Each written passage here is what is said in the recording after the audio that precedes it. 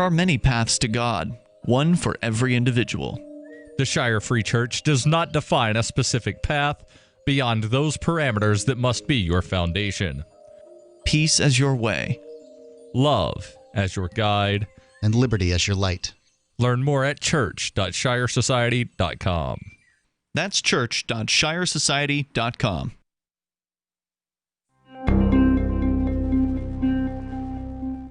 Mere days before his upcoming relocation to Denver, Colorado, 4-year Chicago resident Paul Marsden admitted today that he wished he had taken a little more time to truly loathe the city he has lived in for nearly half a decade. You know, I've been here for a couple years, but now that I'm finally leaving, I realize I never really got to hate this place. Marsden confirmed that in the time he's lived in the city, he never quite managed to explore his own shitty neighborhood, adding that he regrets never getting to know the stuck-up workers at the cafe down the block, never visiting the overpriced bodega on his corner, and never becoming violently ill from the food at the crappy Mexican place across the street from him. You know, I lived right next to that bar for 4 years, and I just wish I took more time to abhor the disgusting smell that hits you every time you walk by. I'd always heard this place blows. Guess it's a shame I never got to hate it like I should. For more on this story, check this week's Onion Review. This is the Onion News Network.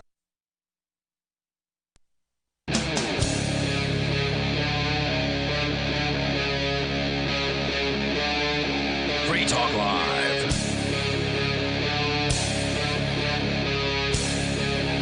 This is Free Talk Live. You can bring up anything that you want here. The toll-free number is 855-450-FREE like freedom. That's 855-450-3733.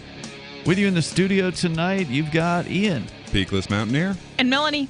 And, of course, you can bring up absolutely anything that you want to discuss here. It is the live Sunday edition of the show.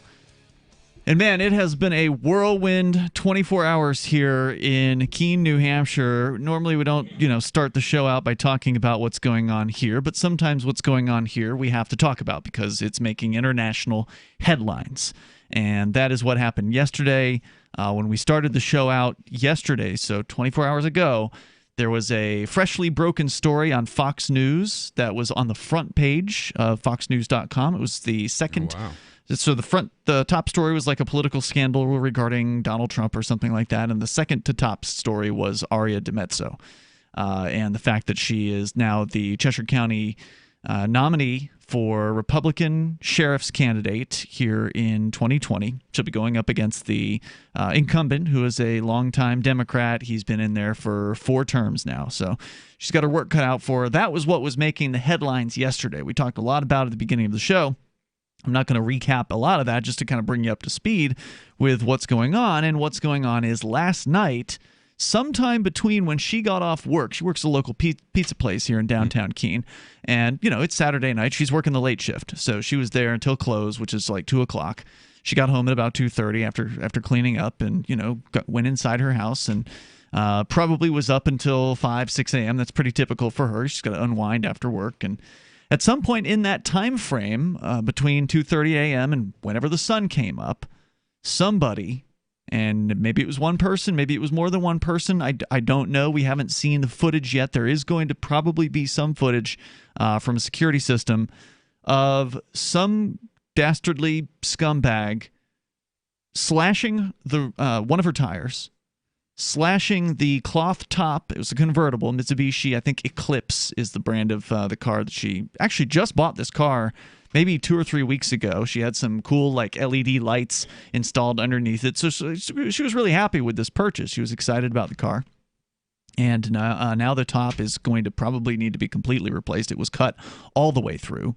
It was cut all the way through in a large gash, and then there was another slice elsewhere in the top. Again, the one tire flattened on the passenger side, and most notably, spray paint all over the side of the passenger side of the car in the shape of a penis with the word fag written inside of the shaft. Wow. And yeah, she found that the next, today, basically, when she got up. So, yeah, that happened, and I just published a story over at freekeen.com about it, including a photograph of all the damage. There is a GoFundMe that I've put up there as well, and we don't know what it's going to cost to do this repair. My roommate, he's a car guy. He said he looked at some stuff online. It could be as much as $4,000 if we got to do a whole new paint job or whatever. It may be that the paint can be buffed off, so there may be cheaper ways to go about this.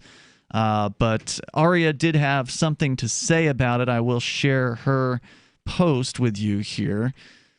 She said in response, quote, "I find it rather funny. Imagine being so motivated by hate that basic morality flies out the window. But all in all, rather funny, though I have to admit they're lucky all my guns were lost in that tragic boating accident." So she's still able to keep her sense of humor about her during this, what is not an easy thing to discover. I mean, Melanie, something similar happened to you a long time ago. Your car was egged. No, there wasn't really that much physical. This is way worse. There wasn't really that much physical damage. Yeah. Egg will eat paint, and then that will cause the car to rust, but it wasn't like the whole half of the car. And you weren't being targeted specifically. You were just targeted because you were parked here, and this whole place got attacked, basically.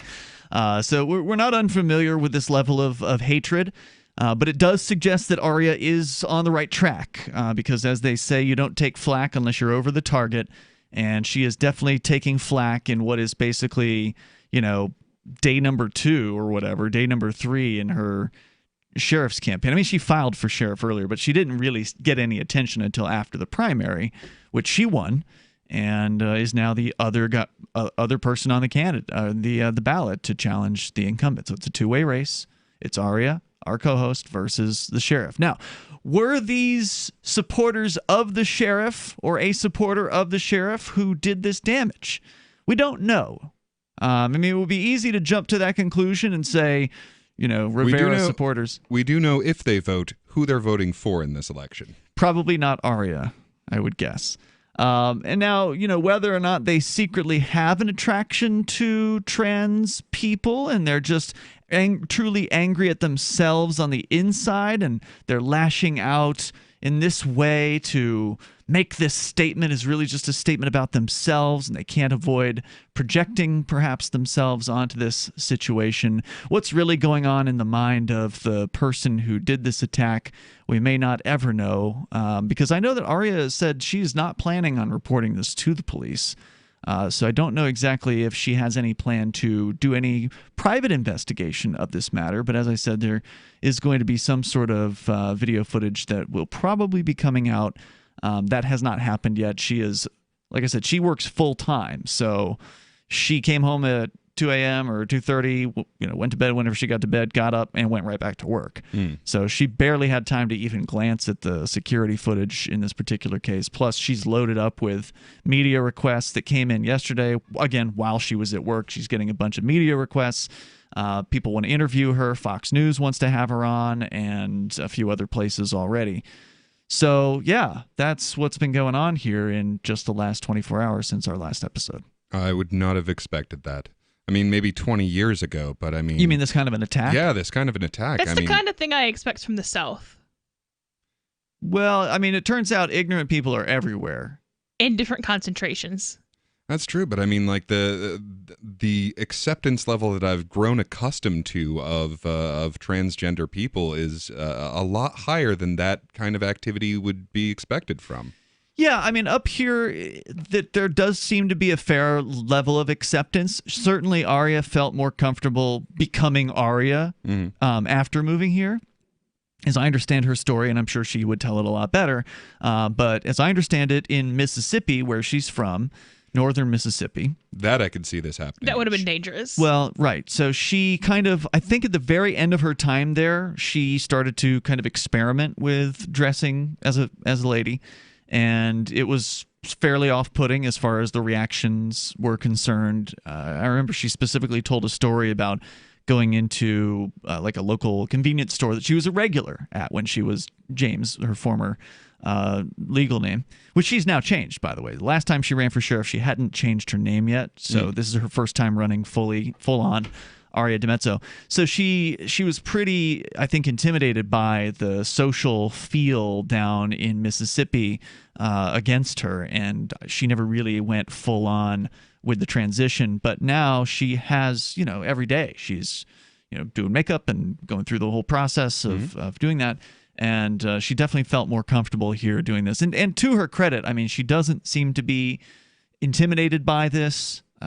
She's not going to back the campaign down or anything like that. So she's moving forward, and we've got a month and a half solid to go here until the election. So it could get worse. I definitely want to offer my heartfelt congratulations and condolences in that order. Yeah, because it's no fun. I mean, it's no fun to come out and find a piece of your property. You're waking up, you're getting ready to go to work, and then, oh, you've got a flat tire. Oh, and there's slashes. Oh, and there's a penis all over the car. So it's a shocker when that sort of thing happens. Man, my tire's flat. Oh, I've been hate crimed. That's a little different. Yeah, so not cool, but we're going to continue to bring you updates on this situation as it develops. I did just get a news release out about this right before we started the show, so hopefully the mainstream media will pick up the story. And as I said, there is a GoFundMe fundraiser on there. I suspect they're not going to take it down because they wouldn't dare take down a fundraiser for a trans person, right? So we'll see how this pans out. Coming up, we got corrupt cops for you. Your calls and thoughts are welcome. Our number is 855-450-FREE. How do corrupt cops get out of pullovers? Speeding tickets? We'll tell you. News from news.bitcoin.com. The U.S. Federal Reserve announces increased inflation, devaluing your U.S. dollar holdings. Pornhub increases crypto payment options. Perverts worldwide rejoice. Leading stock exchanges in the EU list Bitcoin. Revolut adds Bitcoin Cash and Litecoin support. Bitcoin.com is your source for getting started with cryptocurrencies, getting a wallet, buying Bitcoin Cash, mining, and all the latest cryptocurrency news at news.bitcoin.com. Divvy's been a pretty good investment for Free Talk Live. Their ad campaign started in September 2019, and from mid-March to mid-July, the values soared by 10 times. It's not too late. Divvy's new wallet hasn't even released yet, and other things are happening that I can't even say on the radio. If you want to invest and potentially do well, go to divvyproject.org. I can tell you that FTL is deepening its partnership with the guys from divvyproject.org. Past performance is not an indication of future profit. divvyproject.org. D-I-V-I project.org. Want to accept Bitcoin at your online store? There's a good chance you already have what you need: a WordPress using WooCommerce and a Bitcoin address. Now all you need to start taking Bitcoin payments on your website is the AnyPay app on your Android or iPhone. Just paste your Bitcoin address into AnyPay, then connect it to your website with our one-click plugin for WordPress. Now your website takes Bitcoin, start to finish, in 15 minutes or less with no complicated steps. Download AnyPay from the App Store today. Free Talk Live is aired on nearly 200 radio stations throughout the week, and we've been doing this for almost 18 years. You can call in any evening from 7 p.m. to 10 p.m. Eastern to talk about whatever's on your mind. Sure, you can waste your time on Facebook and reach dozens of surly posters, or you can call in with your issue and reach 3 surly hosts. Oh, and nearly 500,000 weekly listeners. The number is 1-855-450-3733. That's 855-450-FREE, as in freedom. Why did you move to the Shire? I moved here to the Shire because there's other people around who take liberty just as seriously as I do. I moved to the Shire because I saw videos of people challenging authority and thought that I could get support myself. It called to me, like, do this, right now. I wanted to be around people like me who got it, and once I got here, I knew there was nowhere else that I wanted to be. I've always wanted to change the world, so I moved to the Shire to join people who were actually working towards doing the same thing. The people here are awesome, loving, and positive. It was for the adventure and for the feeling of something important is happening here, and I just wanted to come to sort of be part of that. Visit ShireSociety.com to read and sign the Shire Society Declaration and learn the reasons why, if you love liberty, you should immigrate to the Shire. Plus, connect with others via the forum at ShireSociety.com. That's ShireSociety.com. LRN.FM now has a Discord. Discord is a free text and voice chat platform, and we now have our own server with a bunch of channels at discord.lrn.fm. You can join other listeners as they chat about various things during our live shows, or anytime, day or night. Discord software is available cross-platform, so you can have it on whatever device you want and take your chats anywhere. Join our Discord at discord.lrn.fm. That's discord.lrn.fm. Do you have a WordPress website running WooCommerce and want to accept cryptocurrencies like Bitcoin, Dash, Bitcoin Cash, and Bitcoin SV? Now you can easily enable crypto payments from your customers by adding the AnyPay plugin to your WordPress site. Just visit AnyPayInc.com and set up your account by entering your cryptocurrency wallet addresses in the admin. Then enable the AnyPay plugin in your WooCommerce. That's it. Now your website takes crypto like Bitcoin thanks to AnyPayInc.com. AnyPayInc.com. Live video of our key New Hampshire-based shows is streamed on DLive. Please follow and share at dlive.lrn.fm. That's dlive.lrn.fm.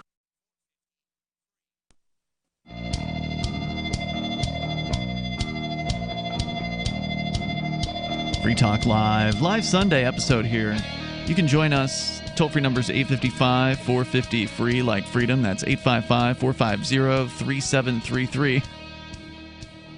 855-450-3733. Sorry, I'm looking at the Aria for Sheriff chat on our Discord server that we started up last night. There's some things in there that are funny, but I can't say them on the air, so you'll have to go and see it for yourself. Join our Discord server over at discord.lrn.fm. We're talking about Aria DiMezzo, our co-host and candidate for sheriff here in Cheshire County, having her car, I mean, I don't know if you want to call it trashed. I would call it trashed last night. I mean, they didn't break in to the car per se.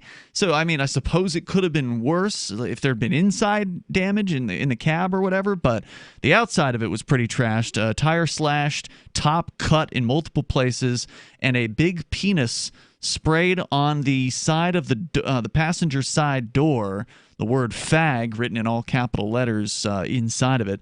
With you in the studio tonight, by the way, it's Ian.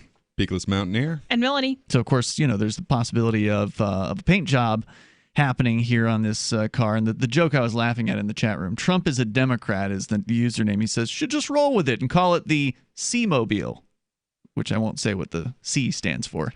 But you can go on our on our Discord and read it for yourself over at discord.lrn.fm. From mid-March to mid-July of this year, Divvy, the newer, easy-to-use cryptocurrency we've been promoting here on Free Talk Live, increased in value 10x.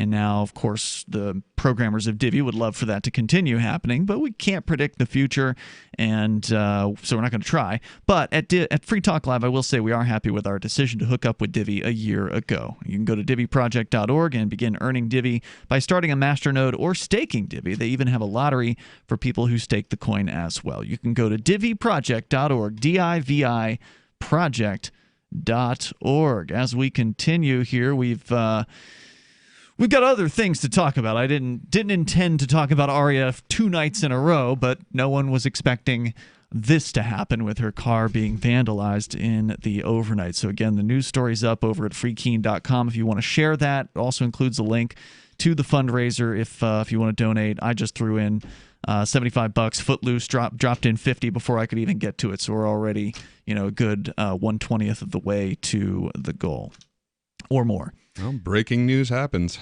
It does, and it sucks when it involves something actually being broken. But regardless, we will, like I said, keep you up to date with this. Both of you guys wanted to talk about the police tonight, and I think, Melanie, you've got a story about a cop that was shot, or more than one cop, was it? Shot to death? It doesn't say to death. They were shot, 2 of them. They survived it. It was 4 hours ago, so it might be too early to tell. Oh, really? But it doesn't say that they died. Is this the story where the protesters apparently blocked access to the hospital? Yes. And were like chanting or something, saying that she should die, that the cop shouldn't make it to the hospital? That's what the news story said. Mm-hmm. The video, which has no audio, only has a handful of people on it. Okay. This is the video of the protesters blocking the entrance? Yes. So what happened here? I mean, take us to the story. Yeah, so this is from Fox LA. And as 2 Los Angeles County Sheriff's deputies fight for their lives after being shot, a crowd of protesters, which doesn't seem very big by the video that they posted, like 4 people, but it's dark, gathered outside the hospital chanting, "We hope they die." The sheriff's department says protesters protesters blocked the entrance and exit of the emergency room at the St. Francis Hospital in Linewood. To the protesters, and the Sheriff's Department tweeted this, to the protesters blocking the entrance and exit of the all caps hospital emergency room. I mean, okay, that's valid. Mm-hmm. Yelling, "We hope they die," referring to 2 LA sheriffs ambushed today in Compton. "Do not block emergency entries and exits to the hospital. People's lives are at stake when ambulances can't get through," the LA County Sheriff's Department tweeted early Sunday morning. Okay. Video from the scene showed deputies guarding the front entrance of the hospital as a handful of protesters stand outside. So they didn't arrest the protesters for blocking the hospital entrance? It sounds like they did later on. Okay, I was going to say that's not going to last for very long. Yeah, because even though... Unless there is a lot of protesters. Yeah. Regardless of what should or shouldn't happen to these 2 cops, it's still the entrance to the ER. Mm-hmm. And so you shouldn't, you're still blocking the ER in general. Yeah, I mean, that's the thing with these protesters is a lot of them just don't care about blocking traffic, and they think it's, for some reason, they think it's some sort of an effective tactic. Yeah, there's not much concern for collateral damage of the innocent in a lot of the more extreme protesting.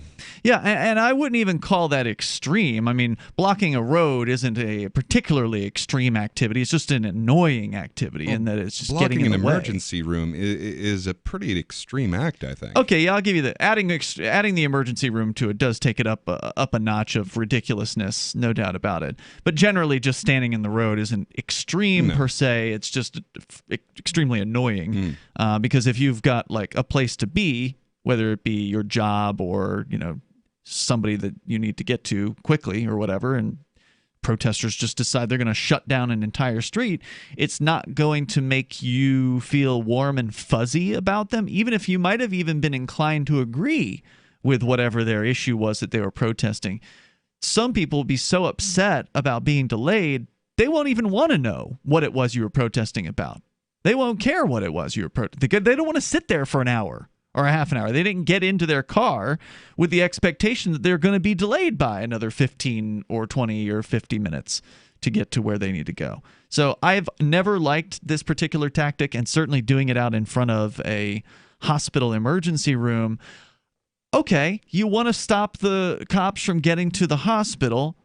Well, stand in front of the ambulance before it leaves, right? That would be a more effective way of doing it. Yeah. Then you're just getting in the way of that one vehicle, and you're not blocking the entire hospital entrance or the emergency room entrance. You're not blocking a roadway from any other person that wants to go. You just stand in front of it. That's what we did here in Keene years ago. It wasn't a emergency vehicle per se. It wasn't an ambulance. And it was an police. emergency creating vehicle in your case. Right. It was the police, and they were trying to arrest a young woman for having a beer on Central Square, and 4 of us, including our co-host Nobody and myself, we stood in front of and behind. We surrounded the vehicle, basically, and they couldn't leave until they dealt with us. And interfering with a kidnapping. Yes. Oh, the shame of it all. And we did get charged with interfering with obstructing government administration. That's what the actual charge name was. It was a misdemeanor charge. Which sounds to be fair, really you were mild. definitely doing that. Which sounds really mild for what happened. That sounds like you go into the DMV and throw the papers around. Yeah, that's what that sounds like. That is a phrase that could be applied to a stolen pen. Sure. How often they actually apply it at that level, I don't know. And how often they prosecute people for that, I don't know either. But they got a conviction for me, and I went to jail for civil disobedience for it was a 90-day sentence. I spent about 58 days behind bars for that. 855-450, free like freedom. Let's talk about these cops. Why did they get shot? Does anybody know? We'll find out more coming up here in moments. This is Free Talk Live. Join liberty-minded voluntarists, anarchists, and libertarians from June 28th through July 4th for ForkFest 2021 at Rogers Campground in the beautiful White Mountains of New Hampshire. ForkFest happens the week after the Porcupine Freedom Festival, and ForkFest is decentralized, which means no one is in charge. That also means there's no ticket cost. Just reserve your camping, RV site, or motel room with Rogers Campground for June 28th through July 4th. Where better to celebrate Independence Day than around other freedom-loving activists in the Shire? You can relax and enjoy the camaraderie of like-minded people, or you can create whatever experience or event you'd like others to have. If you're planning an event for Forkfest, be sure to let others know in advance. You can connect with fellow Forkfesters via the unofficial Telegram chat or the Forkfest forum. Links to those are on the unofficial website, forkfest.party. Mark your calendar for June 28th through July 4th, 2021. We'll see you at forkfest.party. LRN.FM's free-to-air satellite feeds blanket most of 2 continents. It was my goal to put our channel there so people without internet could receive our programs and feed pirate radio stations. As our contract with our satellite provider is coming up for another 3-year renewal, I have to consider calling it quits. It's rare that we get feedback or support from our satellite users. We started a fundraiser a few years ago, and though there are a bunch of great contributors to it, as of this recording, it covers 15% of our monthly satellite costs. Please email lrn@lrn.fm and tell me how you use the satellite feed. Better yet, chip in at fund.lrn.fm. The costs aren't the issue. We can afford them, but why continue something not valued by the market? Want to help? You can join our satellite fundraiser for just $2 a month at fund.lrn.fm. If we raise enough to keep both channels on the air, awesome. If we raise more, I'll add more channels. If not, we can shut them down and go internet only. It's up to you. Thank you for your support. Fund.lrn.fm. Should you be able to earn an honest living free from senseless government interference? The Institute for Justice thinks so. That's why we've spent years defending hard-working men and women from pointless government regulations. Nationwide, IJ has created opportunity by reducing government power, but there is still more work to be done. Visit our website today at ij.org. Let IJ take care of the government so you can take care of your business. The LRN.FM social media channels have been revamped. We've eliminated Facebook and focused on other platforms like Twitter and Mastodon, the decentralized alternative to Twitter. On our accounts, you'll find posts from multiple LRN.FM show hosts together in one place. Follow us on Twitter at twitter.lrn.fm, or better yet, move to the decentralized Mastodon social media platform at toot.lrn.fm, toot.lrn.fm. I think you'll like it. So the protection of life, liberty, and property is what the Free State Project is all about. But it's an effort to move 20,000 people who understand. It's about demonstrating to the entire country that, yeah, we can have a free market, a truly free market. Making it just a freer, great place to live. It's the world's largest voluntarist libertarian community, and it's only getting bigger. That's amazing, to be able to move to a place where other people passionately believe in being free and independent. What the Free State Project is managing to do, though, is to put their money where their mouth is. It's physically getting up across the country and saying, let's go someplace and let's demonstrate the power of these ideas. There's a lot of kind of philosophy that surrounds liberty. There's a lot of thinking about it and talking about it. But here in New Hampshire, people are doing it. 101 Reasons Liberty Lives in New Hampshire, a documentary by Free State Project early movers. Watch it free at 101reasonsfilm.com. 101reasonsfilm.com. You're listening to the best liberty-oriented audio streamed around the clock, on the air and online. This is the Liberty Radio Network at LRN.FM.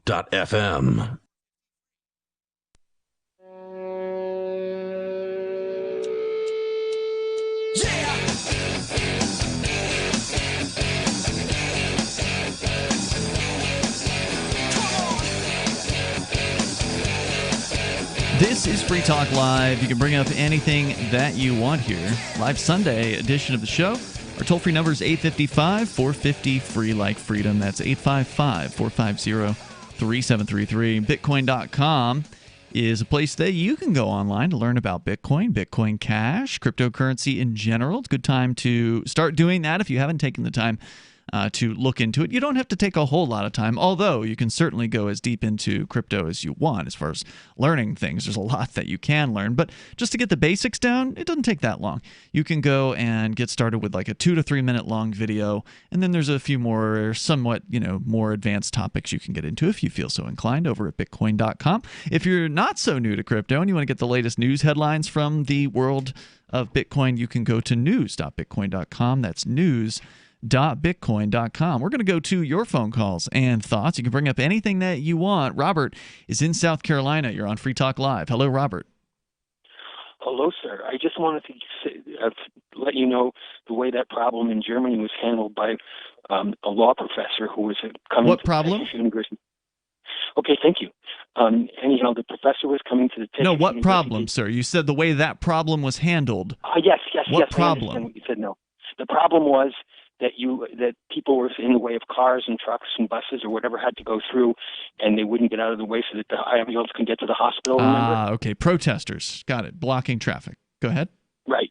Okay. Well, anyhow, a famous law professor, Professor Dr. Knut Amelung, was then coming to the Technische Universität Dresden to give a lecture, and at the law school. And there was a man standing in the only parking place in front of the school.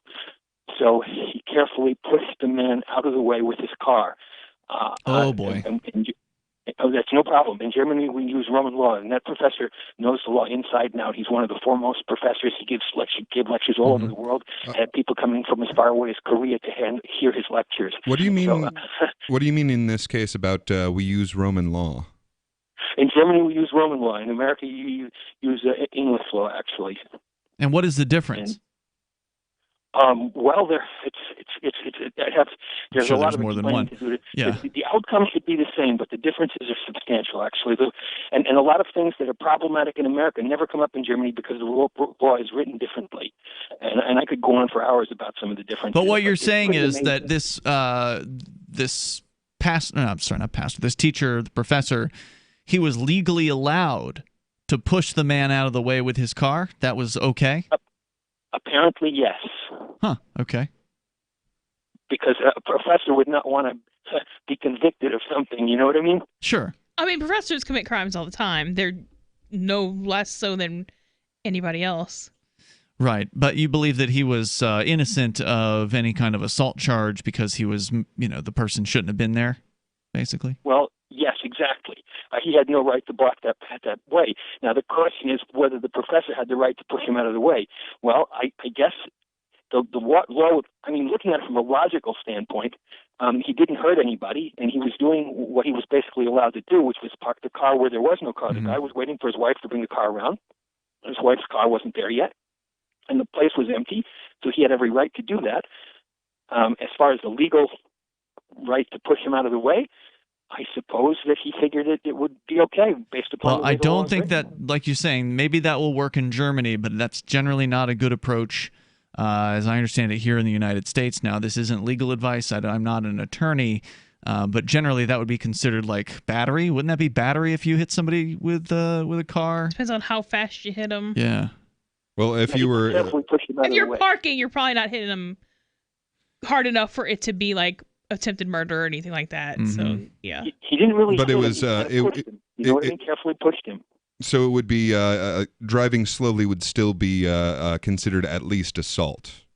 Well, if driving you're slowly driving into and where a person intentionally is. making contact with a person. Yes, that. Yes. Is that assault or battery? I thought battery was where unprivileged touching of a person. Usually, it depends on the jurisdiction, but usually that would be battery because it's defined as actually. Mm-hmm. You can assault somebody verbally, right? By like intimidating them? In most places, yes. Yeah. Thank you, Robert, for your call tonight. Appreciate it. Toll-free number here is 855-450-FREE, like freedom. So, Melanie, you were telling us about a couple of cops who apparently were shot by somebody in Los Angeles, and shortly thereafter, protesters attempted to block the entrance to the hospital in protest of the officers and continuing protest, I guess, of these officers. Yeah, and so I was able to get a better video during the break and that did have audio, and they were chanting, but it looked like about 5 people standing in front of what appears to be an ambulance bay, and they're standing facing the cops, and then there's 3 cops, one of which is pointing a rifle in their general direction, and one guy in a suit. So I don't know if he's a cop or an administrator or what. Mm-hmm. And they're just the people blocking. Once you're actually doing a thing, it's not protesting anymore. The people who are chanting or walking back and forth through the driveway type area. Mm-hmm. And then the cops are just looking at them, basically. There was the one guy pointing the rifle, but he's not doing anything about it. And they are chanting, "We hope they die." But it's like 5 people. The headlines make it sound like there was a big crowd of people blocking They the did call it a crowd, but I mean, I guess 3 is a crowd, so whatever. What's not clear to me is the protesters, were they able to make it to the hospital before the ambulance, so they actually were blocking the ambulance from coming in, or did they just set up a chanting protest outside of the hospital after the guy had already, or the woman, or it was a female, right, who was shot, after they brought her in, and then they're just protesting outside? It looks like... Because, I mean, if they could get there before the ambulance did, that would be pretty impressive. It seems unlikely, however, that would be well. I mean, possible. in the age of social media, I would not be surprised that they can, fire off a tweet with the right hashtag that the right people are paying attention to, and true, good point. Activate a protester completely on the other side of the city. Go like, okay, well, what's the nearest hospital? Yeah, that's a good question. Well, first of all, if an ambulance picks somebody up, you may not know which hospital they're going to, right? Like, if it's Keene, New Hampshire, there's only one, so you would know. But in Los Angeles, there's probably more than one. Most places don't. Well, okay, Los Angeles is big enough that it probably has more than one. But most places don't have like competing hospitals. New Hampshire is fairly unique in that, like, Manchester has 3 hospitals. That wouldn't happen in where most I'm other from has states. multiple hospitals down in Florida. In one area? In Sarasota, Florida, there's at least 3, I think. Probably more if you include the surrounding towns. Okay, and that's part of it is that usually there's a hospital for a given area. So given where the cop was shot, you would at least have a pretty good guess on. You could at least see which. Because most states have certificate of need laws. Mm-hmm. So even if it's Los Angeles has, I don't know, say 15 hospitals, based on, they're not competing geographically. So based on what part of town you were in, you would know where they were going. I'm sure California has certificate of need laws. Okay, so they do not say whether the cops are already there or not. Mm-hmm. Yeah, the way the story is written definitely makes it sound as though this was before the cop got there and that it was a large group of people, but I don't know if either of those is true. It's 5 people in the video, so... Let's go to your phone calls, your thoughts. Jeff is in Pennsylvania. Jeff, you're on Free Talk Live, listening online. Go ahead. Hi, Ian. I was wondering what your private opinion is on the police shootings, because I hear you're very reserved, very, nonviolent sounding, but I can't help but think that deep down, you're probably rooting for violence against the state. No, I don't root for violence. I don't think violence solves problems. I think that violence in defense is acceptable, meaning if you're being attacked, and you can hang on, Jeff, if you want. I can bring you back, because I know my co-host, at least one of my co-hosts, does not agree with me on this, Melanie, and I'm not sure how you feel, Peakless Mountaineer, so we'll get into that question, and hopefully Jeff will stay with us. Our toll-free number is 855-450-FREE. Am I secretly rooting for violence? How about you? I'm definitely not. More coming up here, 855-450-FREE, like freedom, Free Talk Live. With a MECTEC carbine conversion unit, you can turn an XD family Glock or 1911 handgun into a carbine rifle in seconds and have it shipped right to your door, no FFL required. Now, MECTEC is excited to announce our pistol carbine conversion unit. More compact with a 12-inch barrel and an arm brace, proving once again that MECTEC is the world's most versatile handgun accessory. For a limited time, go to handgunconversions.com. That's handgunconversions.com and use coupon code RADIO to receive $35 off any carbine purchase.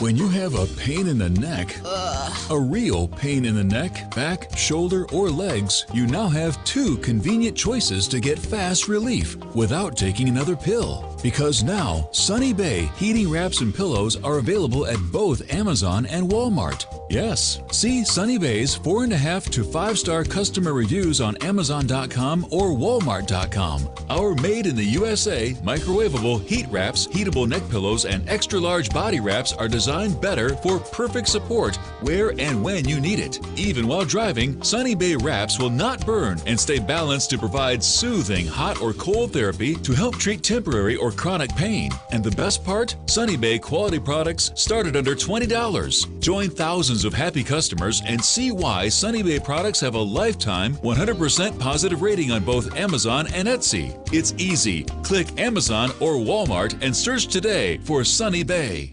Do the letters IRS give you anxiety? I'm Dan Pilla. I've defended people from the IRS for more than 40 years. My book, How to Get Tax Amnesty, created the tax resolution industry and is responsible for helping hundreds of thousands of people. It can help you too. If you're a non-filer or facing IRS enforcement right now, your case is unique. You need real help, not cookie-cutter advice. My clients get my personal attention. Buy my book at danpilla.com and get a free consultation directly with me. That's danpilla.com. Let's start solving your tax problem right now. If you're looking for work, it's a process of elimination, and you're trying not to be eliminated. So here's a tip for making the cut, and this might seem subtle, but to the person interviewing you, it's not. There is a world of difference between applicants who convey, "I need a job," and those who simply ooze, "I want to work," especially in these lean times when many you're competing with will seem desperate in "I'll take anything" mode. If you convey specific interest in this job at this company, you will be conspicuous. Thus, the value of going to school on the company you're applying to before the interview. With money and attention so tight now, effective communication skills have never been more important. For more tips for job seekers and everyone else, hit survivalspeech.com. I'm Holland Cook. There are lots of ways to listen to Free Talk Live. Our podcast has been around since podcasts began, and now the FTL feed is loaded with content besides our full show archives. Did you know that we make it easy for you to customize your podcast subscriptions? We have different feeds, one that includes only our full shows, one with just the Daily Digest, and our main feed that includes everything. You decide what you listen to. It's quick and easy to customize your feeds at feeds.freetalklive.com. That's feeds.freetalklive.com.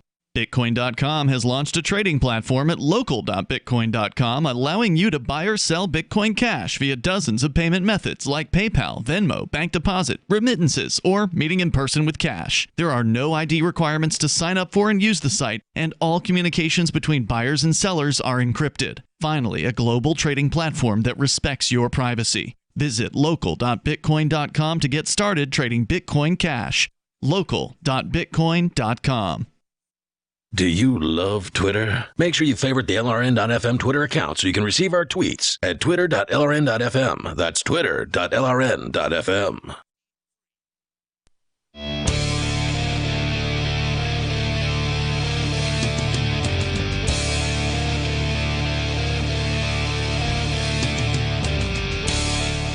It's Free Talk Live Sunday edition of the show. You can dial in toll-free, bring up anything you want. Our number is 855-450-FREE like freedom. That's 855-450-3733. We have the Discord call-in line rooms over at discord.lrn.fm. In the studio tonight, you've got Ian. Peakless Mountaineer. And Melanie. As we continue, we've got Jeff on the line in Pennsylvania. We're going to bring him back here in just a moment, but I do want to say thank you to Venkman, who is a Free Talk Live Platinum Amplifier, meaning that Venkman contributes way more than what we ask. He's doing $25 a month. We only ask $5. So thank you, Venkman, for that. We definitely appreciate it.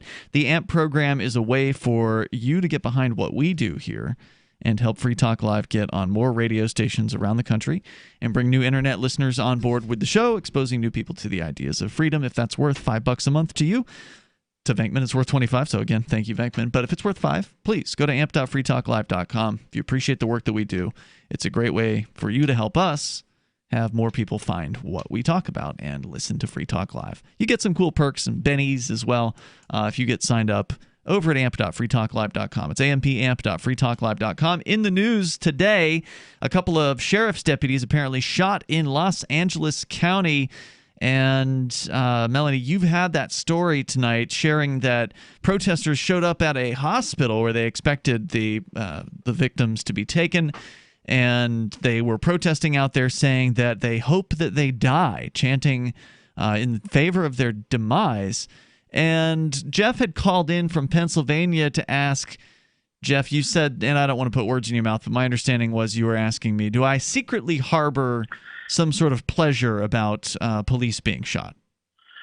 I think there's a fragment of the sentiment of these protesters that you empathize with. I mean, it's been a while since I listened to the show, but your liberty views are pretty stubborn, so I doubt they've changed.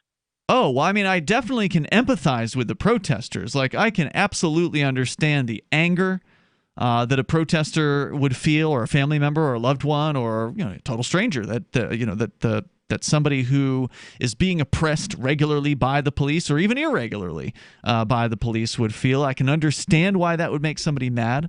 I can understand why somebody in that position would want to take violence as their solution.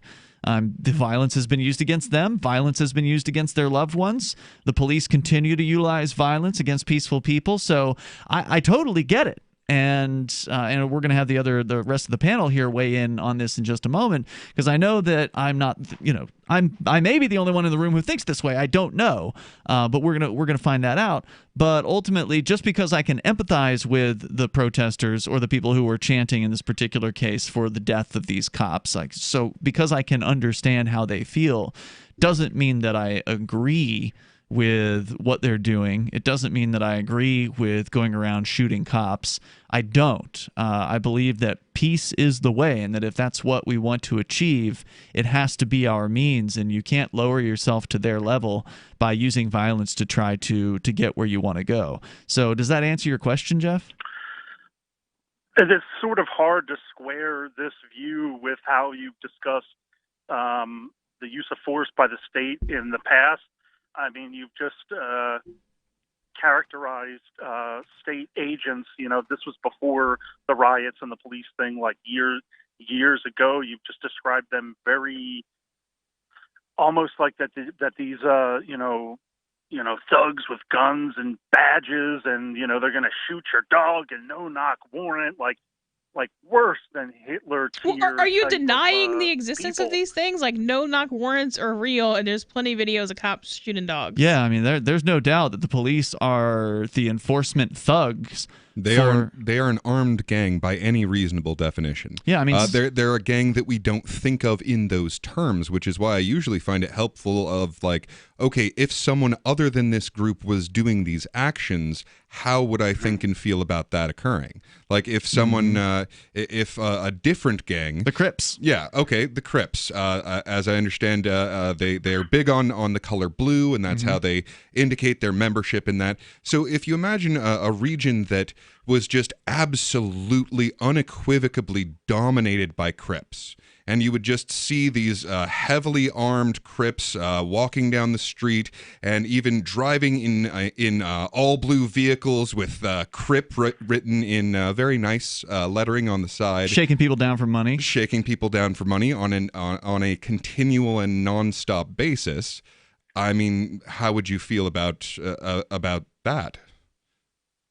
Yeah, I mean, there was some articles that came out recently about some of the cartels that had very high-end armored vehicles and uniforms, and they looked exactly like the Mexican National Police.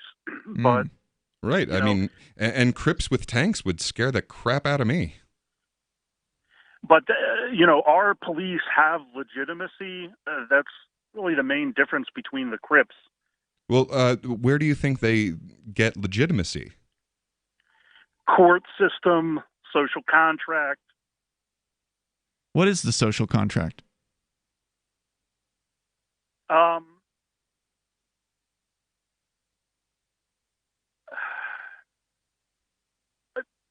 you ever seen it? It's related to the Constitution. No, actually, it's not.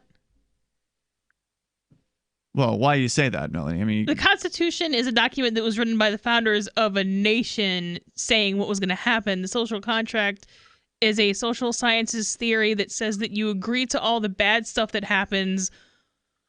Basically, you agree to follow the government and the rules of society in exchange for we won't kill you and take your stuff, even though one of the rules of the government is that we're going to kill you and take your stuff. Or that we can kill you. They may not kill you, but they certainly can, and there's no punishment for them usually when they do. I would definitely say that there is an artificial conflation between government and social contract, because there is such a thing as the customs of a people. Like there are customs ranging from not shooting each other to driving on the right side of the road. And certainly I decide to be part of a culture that doesn't shoot each other and drives on the right side of the road. And I certainly do agree to those things. But conflating that with by agreeing to not shoot people and drive on the side of the road, you also agree that there will be this singular authority, this one group that will have a complete monopolization on the use of force, and specifically of the initiation of force.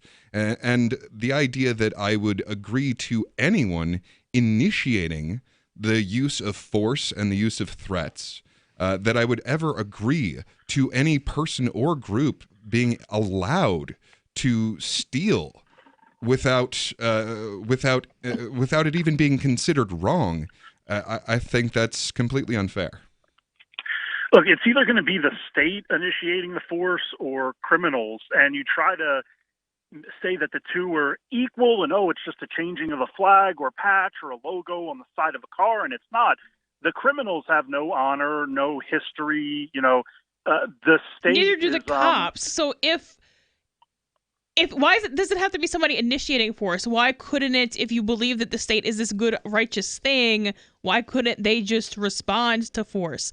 Why do they have to go around starting it? Well, they are reactionary. They sometimes. Okay, what are they reacting to when people don't file their taxes and give them 40% of their income? What are they reacting to? What was the initiatory violence there? I'm with you on the taxes. Okay. Well, and that's a big part of how they shake people down for money. I mean, between that and stopping you for traffic infringements, you drove 5 miles an hour faster than I told you should drive.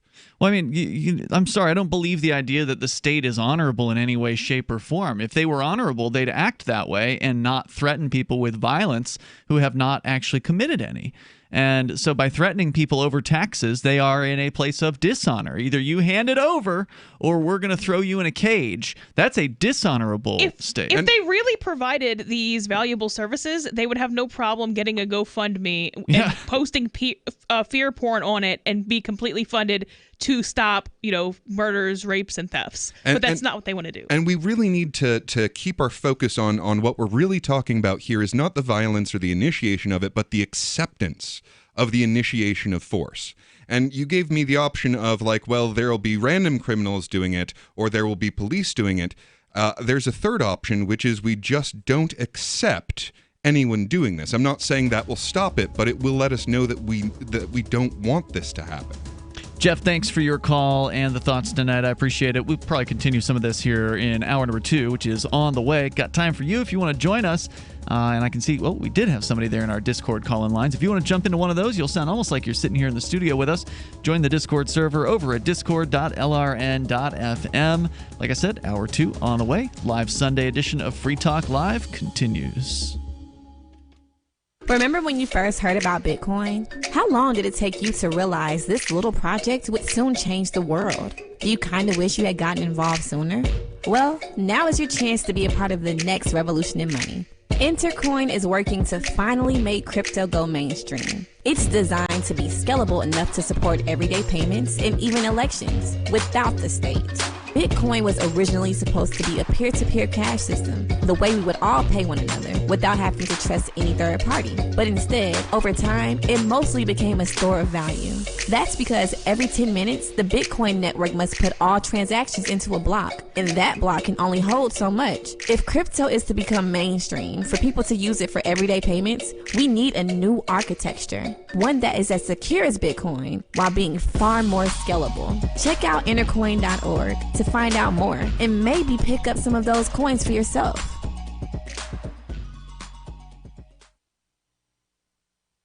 I'm crazy about My Magic Mud. This is the most important oral care product created this millennium, and I'm not kidding. We all have different opinions on politics and issues, but we all have mouths. And I want yours to be as clean as possible, with teeth as bright as they were meant to be. I will never be without My Magic Mud. It's a little surprising, but man, does it work. If you only listen to one thing I say ever, go to mymagicmud.com and get 20% off with code FTL. mymagicmud.com, code FTL. What if you want to hear the latest episode of Free Talk Live, but all you have is your phone, you forgot to download our archive, and you have no data connection? You can call our Listen line at 641-793-0191. That's a long-distance number, so you may incur charges. If not, listen as long as you want. 641-793-0191. The Free Talk Live Listen line, 641-793-0191. You're listening to the live edition of Free Talk Live. Hour number 2 is next after the news here on the Liberty Radio Network at LRN.FM. From bad to worse in the West, I'm Lisa Brady. Fox News says fire crews wage an epic battle against widespread wildfires that have already killed over 20 people. We're now learning about how many people are missing. Fox's Jessica Rosenthal has more live.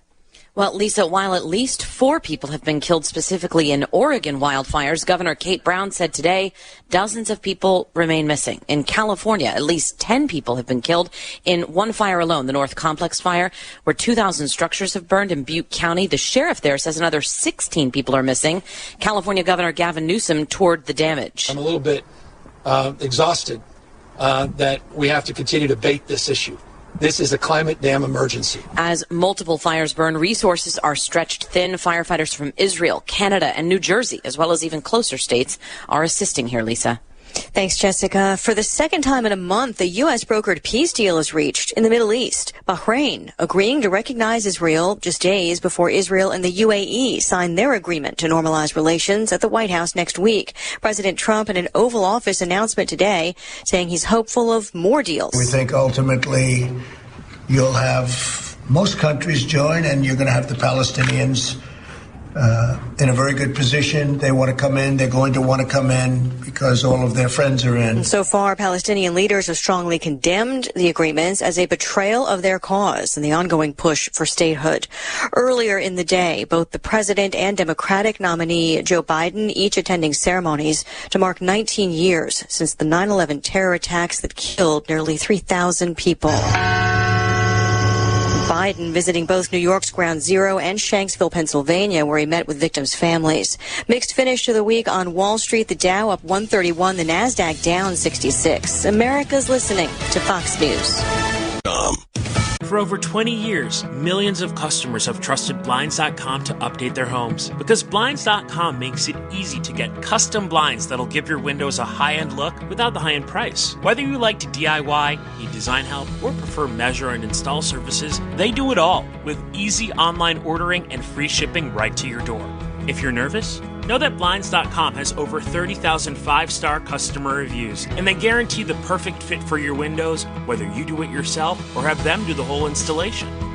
Go to Blinds.com now to get this week's special savings on interior blinds, shades, shutters, and even outdoor shades. Plus, pay over 24 months at 0% APR on qualifying purchases with PayPal Credit Easy payments through 9/17/2020.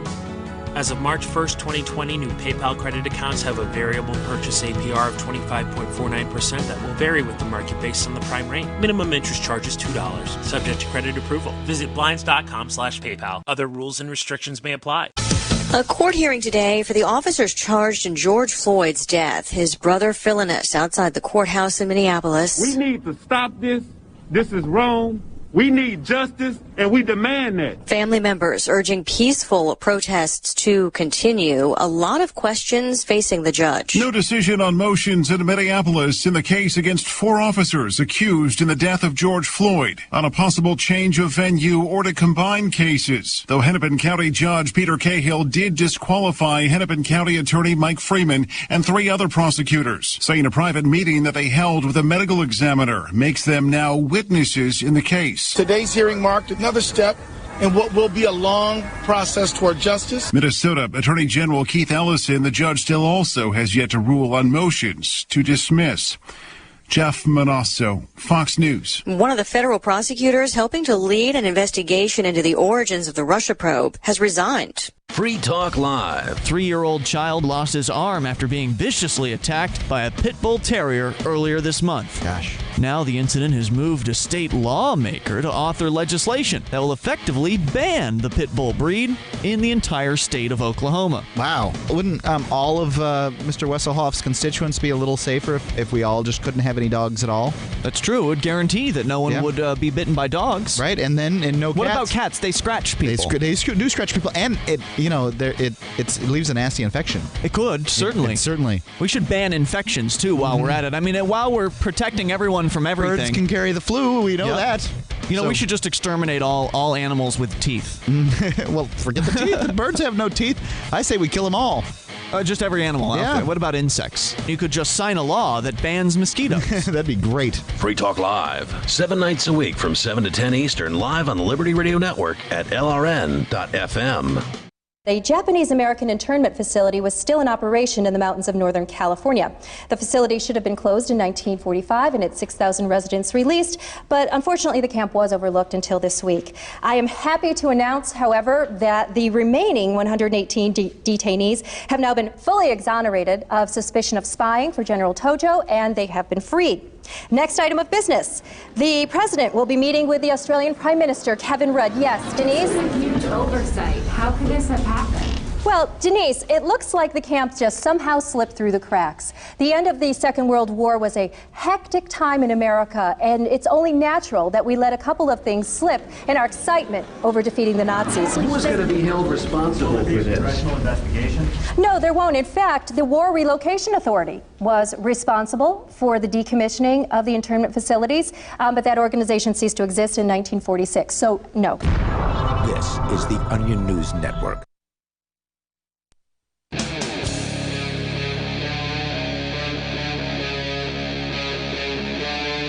Free Talk Live. It's Free Talk Live. Kicking off the second hour of the live Sunday edition of the show. Our toll-free number is 855-450, free like freedom. That's 855-450-3733. With you in the studio tonight, you've got Ian. Peakless Mountaineer. And Melanie. And of course, you can bring up anything that you want. We're going to go back to the phones and your calls and thoughts coming up here. But we still have to continue the discussion, Melanie, that you sparked this evening, bringing in a story about somebody who iced a couple of cops, apparently, or attempted to. They may still be alive, but shot a couple of cops in Los Angeles County somewhere. And protesters showed up at the hospital. It's not clear whether they showed up before the police arrived or after, but they were blocking the emergency entrance and chanting about the cop should die. And again, sounded like it was 2 cops that were shot. We don't yet know anything about potential motive here behind the shooting. It appears that it may have just been somebody who saw some... It might have been because they were cops. Somebody who saw some cops decided they were going to shoot some cops. So I do want to get further into that because I know how you feel about it, Melanie, and I don't want to put words in your mouth, but I suspect you're glorifying this and you love it when this sort of thing happens. Well, don't block the ER entrance, okay? Right, but you're in favor of shooting cops. That's the problem here is that you shouldn't block the ER entrance. But you're in favor of shooting cops. I'm not opposed to it, and those are different. It's probably a bad plan. Okay. Yeah. What about you, Lee? Well, so I'm very ambivalent. So I don't think that there is any consistent philosophical or moral argument against killing police.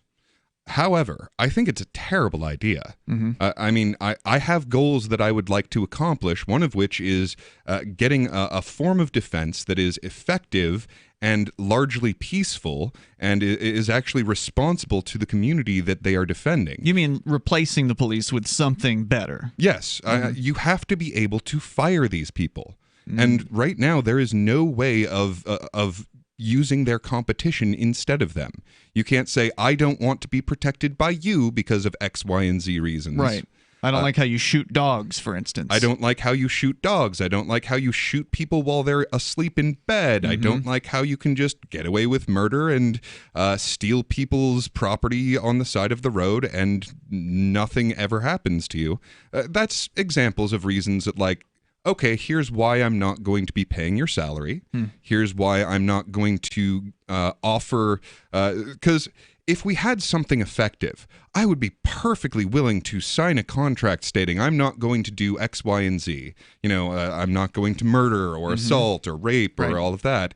And what I'm willing to offer in exchange for that is that I will willingly be put into a cell so that we can actually go to court to determine whether I've done this. I'd be perfectly willing to sign a contract to that if I trusted the people I was signing that contract with. Sure. And as we discussed with the caller previously, the social contract is nothing more than BS, and it is just pure political fantasy. Asked him to show the contract or, tell us what it was, and he had no idea. And part of the idea of a contract is that it's voluntary. Yeah. Your contract means you agreed to it. Right. If they want to have this theory in sociology, they need to call it something else. Right. Because there is... Well, it doesn't sound as good if you say obedience theory. Well, and that's what it is. And there is a usefulness to customs. People have customs. They have a usual way of going about their lives. Sure. When you go to the grocery store, you stop at the checkouts on the way out to actually pay for the food rather than just walking out. That's a custom. Right. Right. It doesn't say on the door you have to stop and pay for these things. Right. And it doesn't say that you have to pay for them before you go grab them off the shelf. I mean, when you go into a restaurant, you are not expected to pay for your meal until after you've eaten it. Those are customary. Customs. Yep. Right. And customs are incredibly important. They're the only way that we can have a civil society that acts largely peaceful. And they apply to everyone. It's not like, okay, well, engineers pay after they eat because I know they make money, and janitors pay in the middle of their meal, and... Yeah. Cashiers pay up front. For it to be a custom, it has to be universally applicable. What cops want and what the more hardcore statists want is not customs. They want special treatment, and those are two different things. All right, let's continue this in a moment, but Captain America is on the line with us here on our Discord server. Calling from California. Captain America, you're on the air. Go ahead. Hello, everybody. So I think that what I was going to bring up actually plays into this conversation pretty perfectly. I've been kind of debating in my head what would be a better society, a voluntarist one where, all interactions are consensual and all of that, or one of like a libertarian federalist society argued in the Federalist Papers. And my gut reaction has been saying that, the smaller or the more non-existent the state, the better. But the strongest argument in favor of federalism was argued in the Federalist Papers, I believe, where they said that people that are ambitious for power, they're not really going to settle with that ambition being a certain amount. So essentially, they're just going to keep oppressing people. They want more and more and more and more. Yeah. Like any addiction. So a government with checks and balances, where there's these different branches checking themselves, it allows people that lust for power to be able to channel that in a way to where they can't get anything done. But we've seen how that works out. So if you make a prediction 200 years ago and you were wrong, we can debate how hard I should go on you for that. But it's been 200 years later, and we know what already happened. That's kind of more important than what they thought was going to happen at the outset.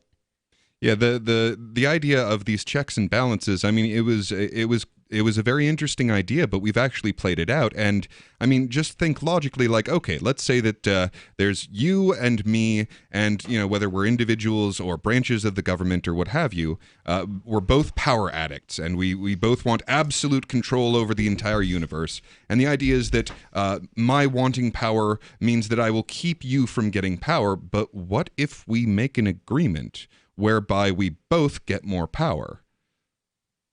So, I mean, the judicial, legislative, and executive branches were supposed to be set at odds with each other. but they aren't really at odds.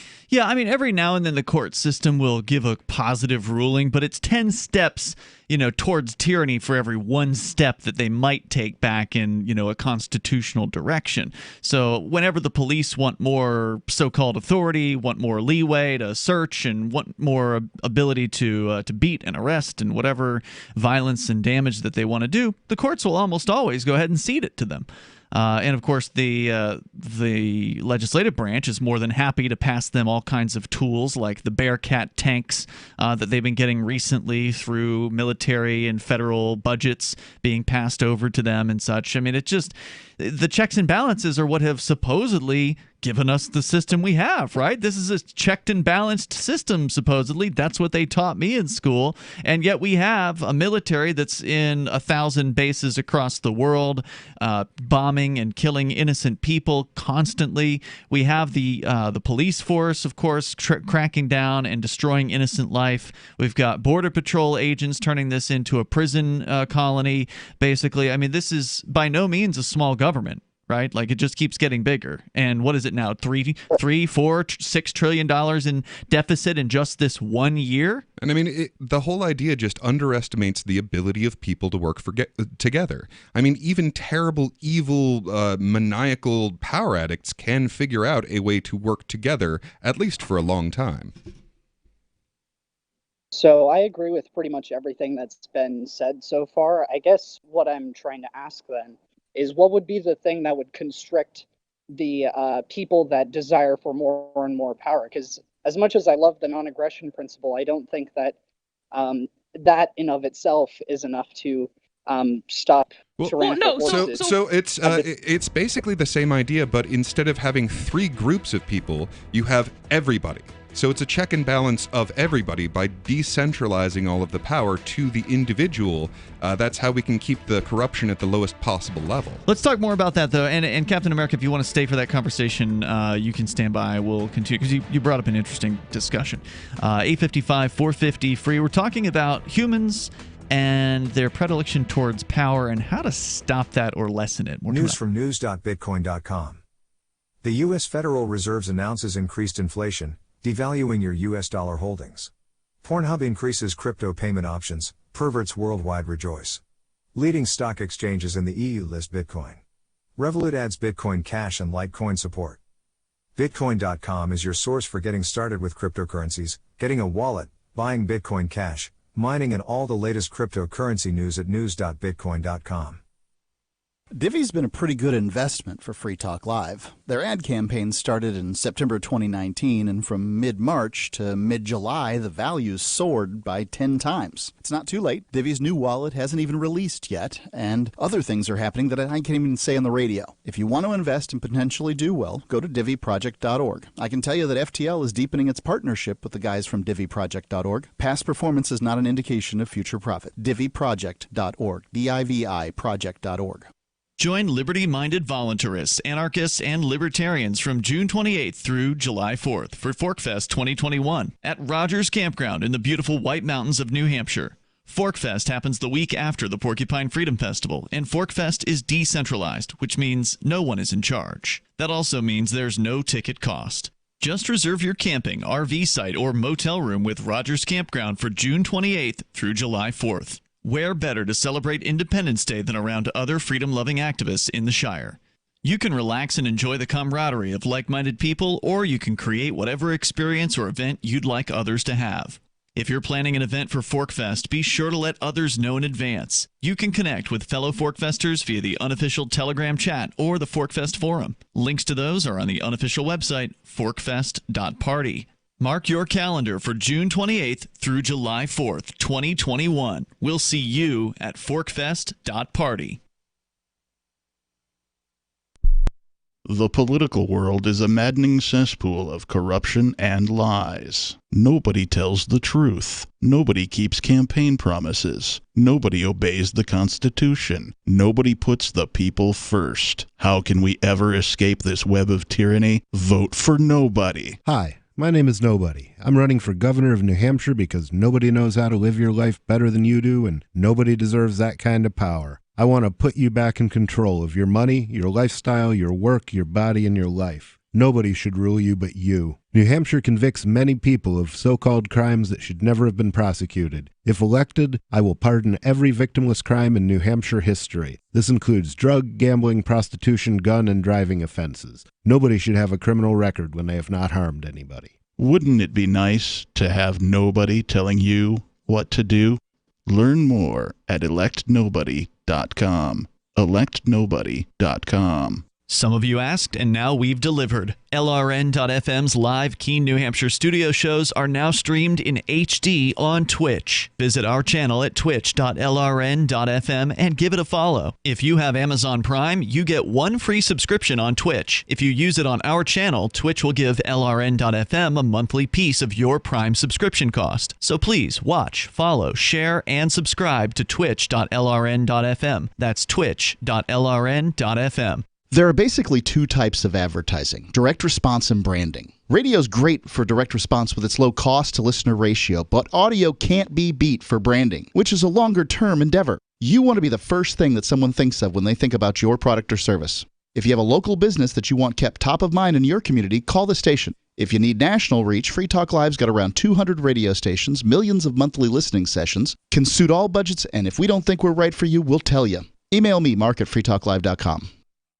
You can put the Liberty Radio Network on the air in your area. Visit broadcast.lrn.fm to learn how. Broadcast.lrn.fm.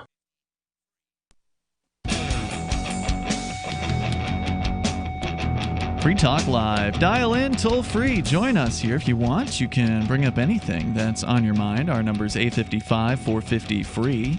Like freedom, that's 855-450-3733. By the way, thanks to everybody who's already donated to the fundraiser. I was just checking a moment ago, the Aria DiMezzo car repair fundraiser to repair the damage done to her car in the overnight hours this morning. That includes a slashed tire, slashed top. She's got a convertible, and the entire the entire passenger's side panels being tagged with a penis, with the word fag written in it. So not a fun thing to wake up to in the morning after a hard night at work. And she is back at work already. She's working full time during this week, and it's going to be tough because the media is all over this particular story, and so this may be a second round of coverage. I don't know if the people who tagged her car were intending to bring her more publicity, but there is a chance that is what's going to come out of this. So thank you to everybody who's already donated, up to the point where the fundraiser is above $400 in just, 2 hours, I think, maybe an hour and a half since I posted it right before the show here. With you tonight, by the way, you've got Ian. Peakless Mountaineer. And Melanie. Don't forget, you can meet Aria DiMezzo over at ForkFest 2021. It's coming up in the summertime of 2021. You can mark your calendar now. June 28th through July 4th are the dates. Now, nothing is official with ForkFest, so if you want to stay longer, stay longer. If you want to come early, come early. Do whatever you want to do. Usually ForkFest now is following the Porcupine Freedom Festival, and that's what's going to happen in 2021. But some people are talking about doing an event prior to the Porcupine Freedom Festival, so we may end up seeing 3 different events going on in the summer of 2021. But if you want to come to ForkFest, it'll be year number 5. It's the Decentralized Libertarian Camping Festival, and there's all kinds of cool people to meet there and lots of interesting conversations to be had late into the night in many cases. I know you and I and a few folks were up hanging out pretty late one night. Oh, yeah. One of the latter nights, I think we were up to like 4 at the very least. At least that's when I went to bed. But it's a good time. You can go to forkfest.party to learn more about the event. That's forkfest.party, whether you want to camp out or you want to do an RV site or you want to get a motel room. They got it all there at Rogers Campground, again, June 28th through July 4th. We're going to bring Captain America back on the line here. We're talking about the human's lust for power and how, in the government system, all these supposed checks and balances haven't done jack squat to put a stop to it. So what's the best solution? Well, Lee, you were just talking about how if power is decentralized, meaning that, it's just 300 million individuals and no one individual has power over the others. Exactly. Well, I mean, the whole constitutionalist perspective often doesn't take into account like that this experiment actually failed. Yes. And the best parts of where this experiment was working for a time, that's essentially what you had. You had the militia, which was everybody. Everybody was in the militia.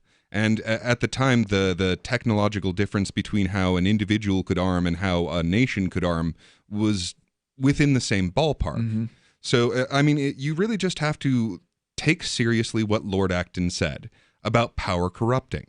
So, okay, take this idea very seriously, that you can take a good person and they will be corrupted by having more power. But, I mean, power is a thing. There are people who want to give their power away for whatever reason at whatever time. So this is a thing that exists that causes people to become corrupt at a higher rate than not having it. So the only way to deal with this incredibly dangerous metaphorical substance is you have to spread it as thinly as possible. And the only way to do that is to put as much power in the individual as you possibly can. Because, I mean, having 300 or 500 or what have you people who figure out a way to agree with each other on how they're going to get more power over the other 360 million is a lot easier than having a large group of people. Having like 1 million people agree on something is going to be a lot more difficult. So, Captain America, your thoughts? Yeah, so I hear what you're saying there, but another virtue of republics, and like I said, I've agreed with a lot of what you guys have said so far, but another virtue of republics is the ability to protect minority rights from the tyrannical force of the majority. And how's that going for what the society? Well, the society that you described, I don't see how it's distinguishable from a pure democracy. And I guess I would how would it differ? Well, so the way democracy works essentially is that you have a group, and that group makes their decision, and then the entire group does that thing. And you always end up with a chunk anywhere between, insignificant near zero to 49.9% that disagrees with what the group is doing. So what I'm saying is not democracy at all. What I'm saying is individuals. So if I don't agree, then I'm not part of that action. And I think not that you would be obligated to anything if someone else told you what to do. Right. So the idea of the republic, in as far as you would be protecting the essential rights of other people, is most effectively done with maximal decentralization of power. So I, for one, will absolutely defend the rights of, for example, a racial minority. Like if I find out that there's this group that's going to take away the rights of another group, I will be the first person to sign up and get people to sign up to this group that are like, hey, here's what they're doing. We need to take our power and oppose their power that they're going to use against this third party. Yeah, I mean, clearly the system today has not done jack squat for protecting the rights of the minority. I mean, as much as people talk about it, we can see there's a lot of people in the streets right now in a lot of places across the United States who are upset specifically at how certain people are being treated at the hands of the government police. That's certainly one example. Another example would be that, historically, certainly down in the South and in other places, racists have gotten into seats of power, and they've absolutely used the guns of government to oppress certain people that they don't like, and that's the system. People get in charge, they can use the system against whoever it is that they don't like, and the only time it ever becomes an issue is if any of those people they're oppressing happen to have enough wherewithal or ability to hire an attorney and and take the case all the way up through the Supreme Court at God knows how much of a ridiculous cost. And your typical, if the Supreme Court feels like seeing the case, your typical vulnerable, and that's going to be years later, right? And your typical vulnerable, abused populace is not going to be the group that has the wherewithal to do that generally. So you don't tend to see people's rights being respected even under a supposed system that is supposed to be designed to protect them. And further, what about the real minority, the individual? The system isn't going to help the individual. It targets the individual. The individual is that who is essentially hefting the weight of the system on their back because they're being taxed at so many different levels to support this. It's a good conversation, Captain. I hope you'll call back again and we can continue. I appreciate hearing from you tonight. The toll-free number is 855-450-FREE like freedom. That's 855-450-3733.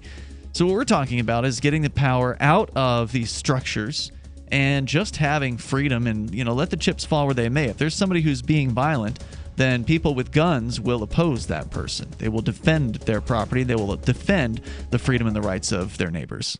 So when we brought him home, we didn't realize that Bear, the rescue dog, was actually sick. He had very flaky skin. He was dropping a lot of fur. And Levette wanted to do steroid injections, special dog food. Nothing seemed to work. So I was at a dead end. DINOVITE.com. I've been hearing Dinovite on the radio for years. It never actually crossed my mind to try it until it finally sunk in. Oh, you're talking about hair and skin. And, all right, I'll try it. Well, it took probably 6 weeks, but after we started using Dinovite, no more flaky skin. He doesn't scratch and itch, and he started to put weight on. Dinovite is nutrition. I wish that we would have started the Dinovite right away. It would have been so much easier. You won't believe how happy your dog will be. Every rescue dog in America deserves Dinovite for 90 days. DINOVITE.com. Is spreading the message of liberty, cryptocurrency, and peace around the globe worth $2 per month to you? As you may already know, in addition to our internet feed, LRN.FM broadcasts on free-to-air satellite across North and Central America, as well as Sub-Saharan Africa. And we've been available on satellite for free 24/7 since 2010. The LRN.FM free-to-air satellite signal is reaching some of the most oppressive regimes in the world, and there's no doubt our ideas are making an impact. You can learn more about the channel's impact by watching the 3-minute video at fund.lrn.fm. If you'd like to help free minds globally with our ideas of liberty, cryptocurrency, and peace, you can donate as little as $2 per month via fund.lrn.fm. You can help us continue and expand our satellite broadcast to multiple continents. Visit fund.lrn.fm today, and thank you for your help. Don't forget to share the link on social media. That's fund.lrn.fm. Looking for a great real estate investment? Consider New Hampshire, which is ground zero for the Liberty Movement. Your first call should be to Mark Worden from Porcupine Real Estate. He's more than just a real estate agent. He's your New Hampshire concierge. Where are the best places to live? Do you want farm, city, the burbs, or forest? Do you want a duplex or multifamily building so that renters pay your mortgage? There are homes in all price ranges in New Hampshire, and Mark can help with financing too. Invest in liberty and property. Mark Worden can help. PorcupineRealEstate.com. So you've heard all 3 hours of the latest episode of Free Talk Live, and you're still hungry for liberty-oriented audio content? Did you know that we have another 24/7 audio stream at LRN.FM? The Liberty Radio Network airs the latest episodes of some of the best liberty-oriented podcasts on the internet around the clock. In addition to recorded content, you'll also hear live shows like Free Talk Live, originating from our Keene, New Hampshire studio. So listen anytime at LRN.FM. That's LRN.FM. I've been told no in many different ways. I give you an order and you're going to obey it. George, you can go this way. You can't do that and you have to leave here. You cannot bring signs into the rally. Walk with me. Well, I'm comfortable here, actually. Whoa, hey. Who do you think you are? Excuse me. There is no video and audio allowed in this office. No, I have work today. This is... You ain't gonna make it. Wait a minute. Hey! Oh my God! Unbelievable! Why are you running from me? Because you scared me. What am I being detained for? You're being served. What is this? You're being served. What is this? Bureaucrats have a funny way of telling people no. That's the sound of the men working on the chain. Derek J's Victimless Crime Spree. Watch it for free and order the Director's Cut DVD at victimlesscrimespree.com. Help get LRN.FM into more ears. Visit promote.lrn.fm for a free bumper sticker, flyers, banners, graphics, and more. Promote.lrn.fm.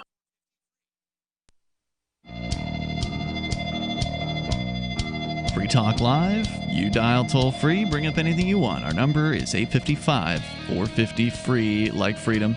That's 855-450-3733. We have the Discord call-in line rooms. They're over at discord.lrn.fm. With you in the studio tonight, it's Ian. Peakless Mountaineer. And Melanie.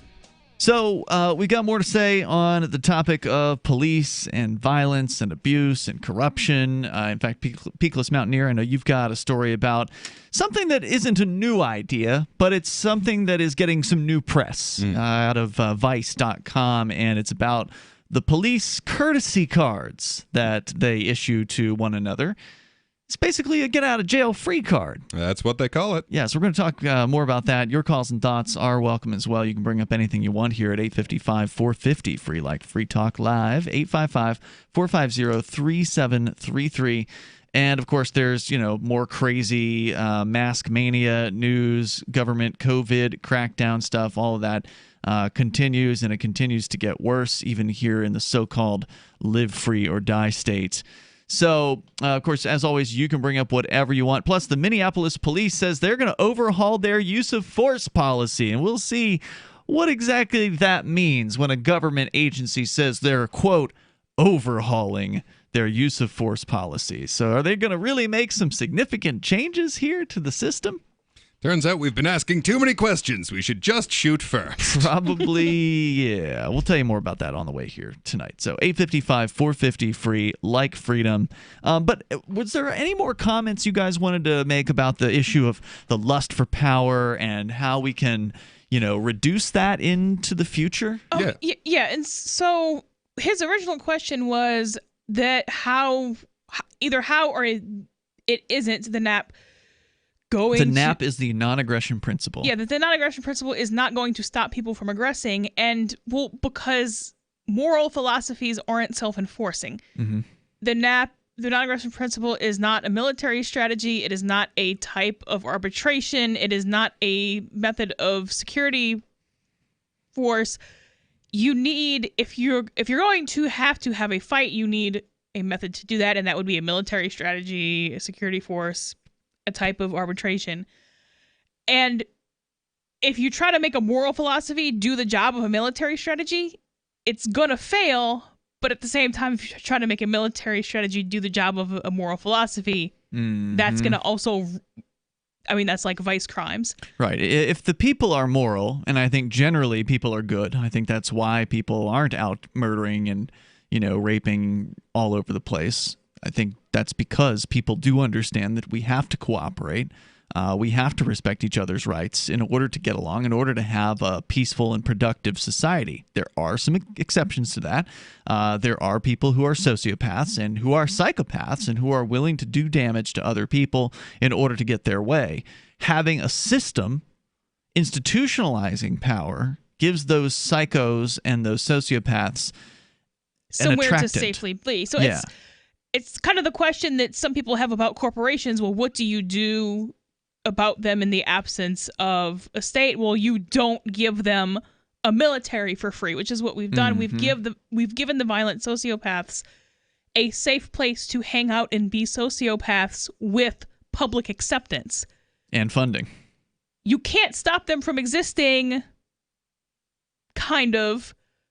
But what you can do is not give them more power. If they're just one person, they're going to stop twice. It's like, well, if I really just like throwing grenades through windows, I might catch a bullet if I keep doing that. Mm-hmm. Whereas right now, they can just go get themselves a badge and throw grenades through all the windows they want. Yeah, exactly. And well, you said you believe that people are basically good. I think so. I have trouble with that as an idea. Honestly, I think that all the evidence says that they are. Well, I think that they can become good. Mm-hmm. I think that the line between good and evil runs straight through the center of every one of us, and which one we act like is the one that we feed. And it's both within ourselves, how we feed those thoughts and actions, and also the reinforcement that we get from those around us. Mm-hmm. So, for example, many people are angry enough to want someone dead at some point, but they've had this continual reinforcement of here are the wonderful things that happen when we don't just kill people because we feel like it. So it helps to reinforce that good side of them, that side that is non-aggressive. Well, naturally, the good side of things is reinforced because if people act good towards one another and respectful towards the rights of their fellow man, then they're rewarded by the fact that, well, their house isn't being burned down, their wife isn't being raped, they're not being murdered, and they have then the ability to go out and go to work and actually do something productive to take care of their families because they're not constantly defending themselves against marauding, pillaging neighbors who might be trying to kill them or whatever. So, I mean, the fact is people have learned that the cooperation is the way to go. Well, and here's the specifics of it, though. So the incentive in the short term is to be evil. I mean, you will feel a momentary relief if you just shoot the guy that is pissing you off. I mean, you will get just a moment of really feeling, yeah, but then the rest of your life you're going to have a lot of problems. Now, having this as a backed up, reinforced procedure of none of us shooting each other. I mean, sure, in the short term, we have to not act on our anger.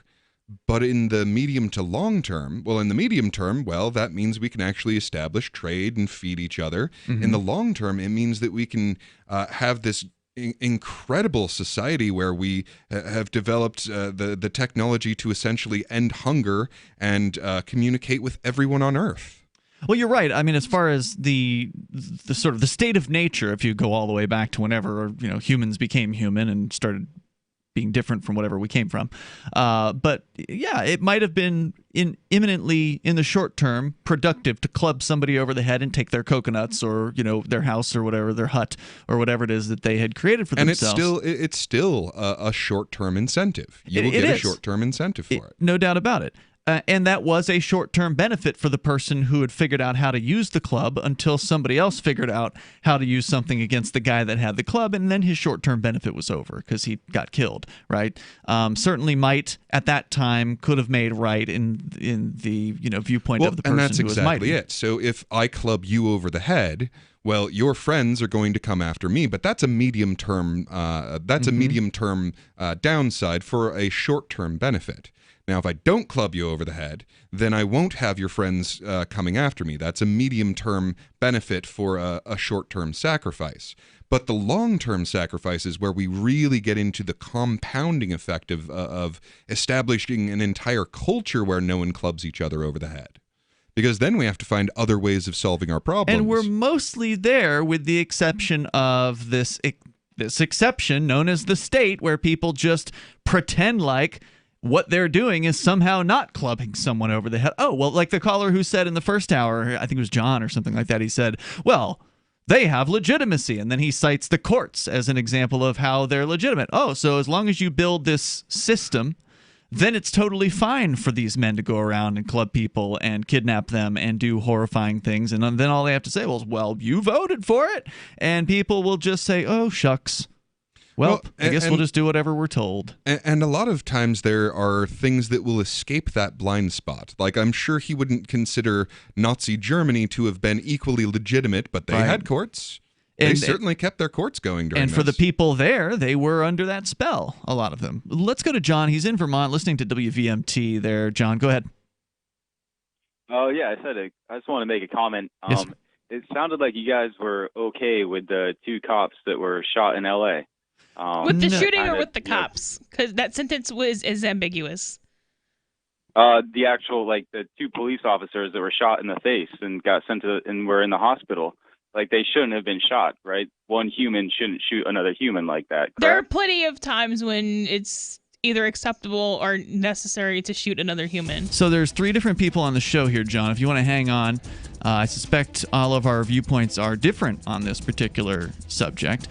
We did touch on it briefly earlier, but we will get into it here and make sure we're clear about, because I don't think that violence is the solution at all I think there are certain instances where violence is necessary in self-defense, but I'm not going to be one of those people who says that walking up to a cop on the street and just blowing them away is in any way self-defense. But Melanie may disagree. We're coming up. There's so much hand sanitizer on the market, but beware. Not all hand sanitizers are created equal. That's why you want to use 2020 Safe hand sanitizer. You can trust the hand sanitizer on 2020safe.net to be made with the highest quality ingredients. American made with American ingredients employing Americans. Log on now to 2020safe.net and order your 1 liter today. Normally $29.99 but reduced to $19.99. So hurry while supplies last and receive a bonus. That's right.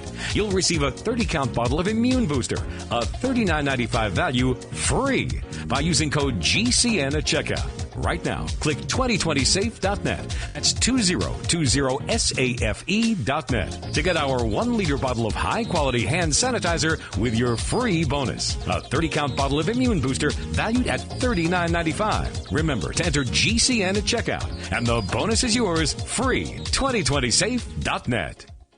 Tehibo Tea Club's original Pure Pau d'Arco Super Tea helps build the red corpuscles in the blood which carry oxygen to our organs and cells. Our organs and cells need oxygen to regenerate themselves. The immune system needs oxygen to develop, and cancer dies in oxygen.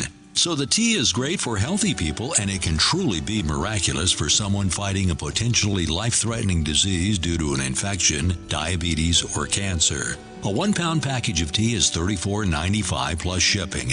To order, please visit shopsupertea.com. That's shop, S-H-O-P, super, S-U-P-E-R-T-T-E-A.com. So the complete website is shopsupertea.com, or call us at 818-984-6100, Monday through Saturday, 9 to 5 California time. That's shopsupertea.com at 818-984-6100. On Free Talk Live, we're bringing people to the ideas of liberty every day. From wrestling superstars like Glenn Jacobs. You guys really are having an impact, I believe. Like I said, a lot of where I am now is due to listening to Free Talk Live. You changed my mind on some very important issues years ago. To random people tuning in on the radio. I was kind of stuck in the left-right paradigm. I heard your show by chance on a Saturday night.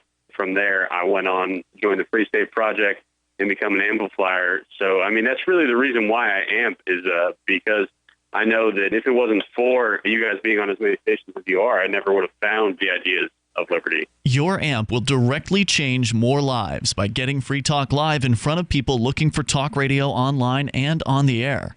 When you amp Free Talk Live, you get perks like access to the AMP-only Facebook group and AMP podcast. Visit amp.freetalklive.com. If you want to know the latest about Free Talk Live before we go on the air, all you need to decide is how you want it delivered. It's your choice. Visit news.freetalklive.com to receive our usually weekly news updates by email. Plus, we have a Twitter account at twitter.freetalklive.com, and you can follow us on the decentralized Mastodon platform at toot.freetalklive.com. So please follow us at toot.freetalklive.com and sign up for our emails at news.freetalklive.com. Are you tired of governments murdering people around the world? Stop using their money. There is an alternative. Bitcoin is a stateless, free market, non-political currency. Bitcoin cannot be inflated or controlled by any government. By using their money, you are helping the state. Stop doing it! You have an incredible alternative available now. Learn it, use it, spread it. Get started with Bitcoin at bitcoin.com. That's bitcoin.com. Some of our live shows are streamed in HD on Twitch. Please follow and share at twitch.lrn.fm. That's twitch.lrn.fm.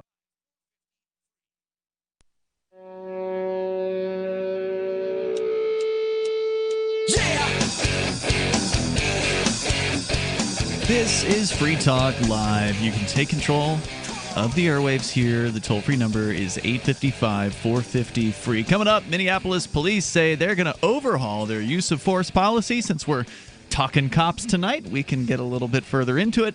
With you tonight, though, it is Ian. Peakless Mountaineer. And Melanie. And also, we're going to continue. By the way, you can visit our website. Lots of cool features there. We do have an email list. Yeah, it's a little old school, but it's still a good way to reach people. So if you want to sign up for our email list, we will usually email you on a once a week or so basis to keep you in the loop with what's going on with Free Talk Live. You can sign up over at freetalklive.com. You'll find the email sign-up box on, I think, pretty much every page of the site. All you have to do is scroll all the way down to the bottom footer portion of the website. So we have John calling in from Vermont. He's listening in our Burlington affiliate at WVMT.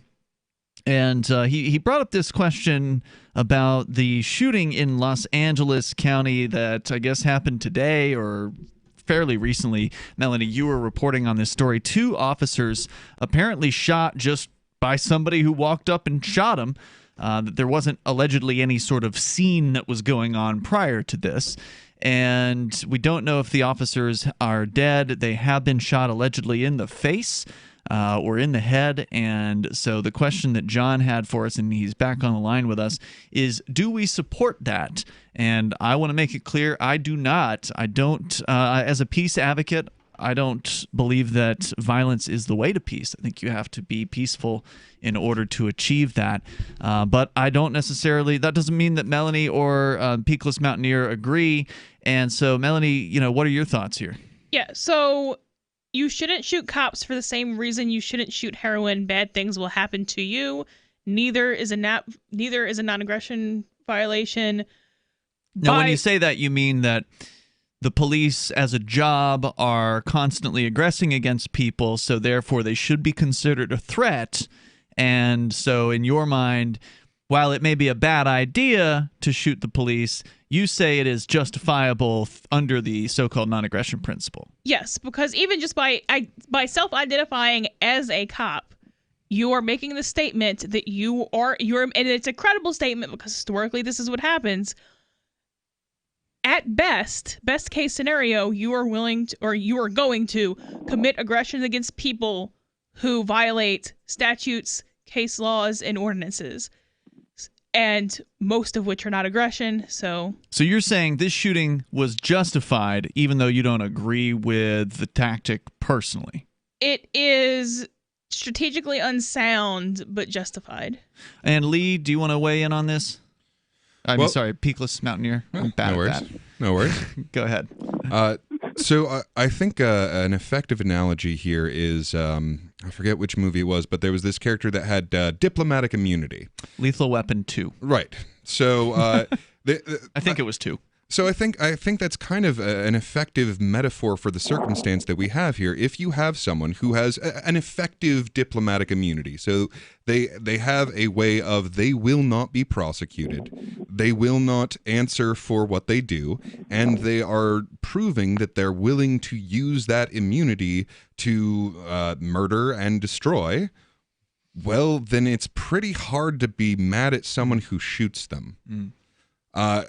So as far as philosophy or morality is concerned, I think that Melanie is quite on to something with that. Now, as far as getting what you and this for me is not just a matter of like for what would happen to the person that shot them, but for what you would want to accomplish when you did that. So I imagine that what they would like to express here is that, hey, we can't allow them to just run around murdering people without answering for it. But I don't think that shooting them is going to move us in that direction. I mean, I think that the only way that we're actually going to get out of this is, well, one of two ways, actually. So there's the philosophical societal acceptance method, which is where people just require the same standards of behavior for people that are responsible for their safety. But then what? That they require from everybody else. They're not going to just hand over the power and go home. Yeah, well, I mean, it's one of those things where if it got seen as a problem that these people are aggressing, I think that I don't know what we would do exactly, but I think that if it became normalized to see them under the same standards that we hold each other to all of the time, that we would find a solution for it in pretty short order. Well, if you want to talk about a normalization of a different behavior or mode of behavior for people when it comes to responding to the police, I would like to see non-cooperation. If there were a significant, it doesn't even have to be everybody. You could grind the system to a halt with 10, 15, 20% would probably be too many. If 10% of the people who got a speeding ticket said, all right, let's have the trial. I'm not going to pay this. We're going to try to demand my right to trial. I'm going to clog up the court system. They would have to drop those tickets left and right because they wouldn't have enough time to prosecute, nor would they want I've to seen go that through that play out, and that's not what happens. Where have you seen that play out? South. They have trials backlogged for months and years. They don't care. They just get to you when they get to you. You're going to sit in jail in the meantime. For a speeding ticket? If you try to go to trial over a speeding ticket there, you might just disappear. But yeah, people are in jail for misdemeanors for try more than it 6 in New months. Hampshire and you'll have better luck. John, go ahead with your thoughts. Okay, yeah, I was going to say, because especially right at the end there, it helped me kind of wrap back around with the guy in the middle being a little more philosophical about it. At the end, it almost sounded like you were, with the speeding ticket thing, you were saying it's okay to break the law. Just like, Oh, absolutely. If there's no victim, then there's no crime. I mean, everybody breaks the speeding law. Almost everyone. Everyone is breaking the law 100% of the time. Yeah. There are enough laws that you will be in violation of something. Good people disobey bad laws, don't you think? Break the law cleaning your house. Yeah, I mean, don't you think, John, that good people should disobey bad laws? I definitely go 70 on the highway. Yeah, of course you do. 65. So and it doesn't make you a bad person. You didn't hurt anybody, right? Like, if you're driving in a destructive manner, if you're sideswiping the people you're passing, if you're jamming on your brakes, tailgating people or whatever, right? Like if you're driving dangerous, If you were racing, going 114 miles an hour or whatever, like that crazy guy out in Portland that shot the other guy. If you're doing something that is actually putting other people in danger, I could understand wanting to take somebody like that off the road. But I don't think going, over the speed limit is inherently. Well, I say look at the Autobahn if you want proof of that. I mean, there are people that go unbelievable speeds on that thing that manage to do so safely because of their abilities and the abilities of their vehicle, which is going to be different from person to person to person. Right, and remember, there have been, and there are today, a myriad of laws that are bad laws and should be ignored by good people. But it's actually, in my opinion, the obligation of a good person to disobey bad laws. Take, for instance, the fugitive slave laws, where it was absolutely a crime to harbor a slave, somebody who had escaped from the plantation, and you're keeping them in your house. That's a criminal act back in the 1800s, and it was the right thing to do. And there are a lot of other situations like that where it's not necessarily wrong to grow marijuana or to sell it or to, engage in other voluntary acts with other human beings, a gambling ring, a penny poker game or prostitution. There are an extraordinary number of medical capabilities that people have that are so heavily regulated that you are not allowed to do them. But frankly, if you are keeping people healthy by not conforming to the regulations, I mean, again, many states have said you can't prescribe hydrochloroquine for the COVID-19, even though many people believe that it is very effective. For whatever reason, the state government goons have issued decrees saying thou shalt not, doctors shall not prescribe this. That drug's been around for a long time, but I didn't mean to interrupt, but I wanted to get back to the original, reason I called in was, and I guess it probably directs more towards Melanie about, that it was like, one human ran up and shot two other humans in the face. They're still alive. One was a mother with a 6-year-old daughter. One was like a 22-year-old guy that had only been a police officer for 1 year, and they both got shot in the face. Like it's unacceptable. Well, so their status of what they do outside of their career of aggressing isn't really relevant to how you deal with the fact that they're aggressing. Yeah, Stalin had a son too. Yeah, but but they're I mean, it's interesting to call it a career of aggressing, right? But peace officer, right? They're supposed to protect us, and I mean, and just that one situation. That's not even the job description. But if they were actually doing that, then I think people would feel differently. If the police were actually out there protecting people, if they were only going after murderers and rapists and arsonists and other property destructors and real crimes with a victim, it would be hard to get people whipped up about that. It would be hard for people to be protesting about that because who would be against it? Very few people would be against the police if that's all they did. John, I feel like you had more to say. If you want, you can hang on through the news. We got hour 3 on the way. It's Free Talk Live. Remember when you first heard about Bitcoin? How long did it take you to realize this little project would soon change the world? Do you kind of wish you had gotten involved sooner? Well, now is your chance to be part of the next revolution in money. Intercoin is working to finally make crypto go mainstream.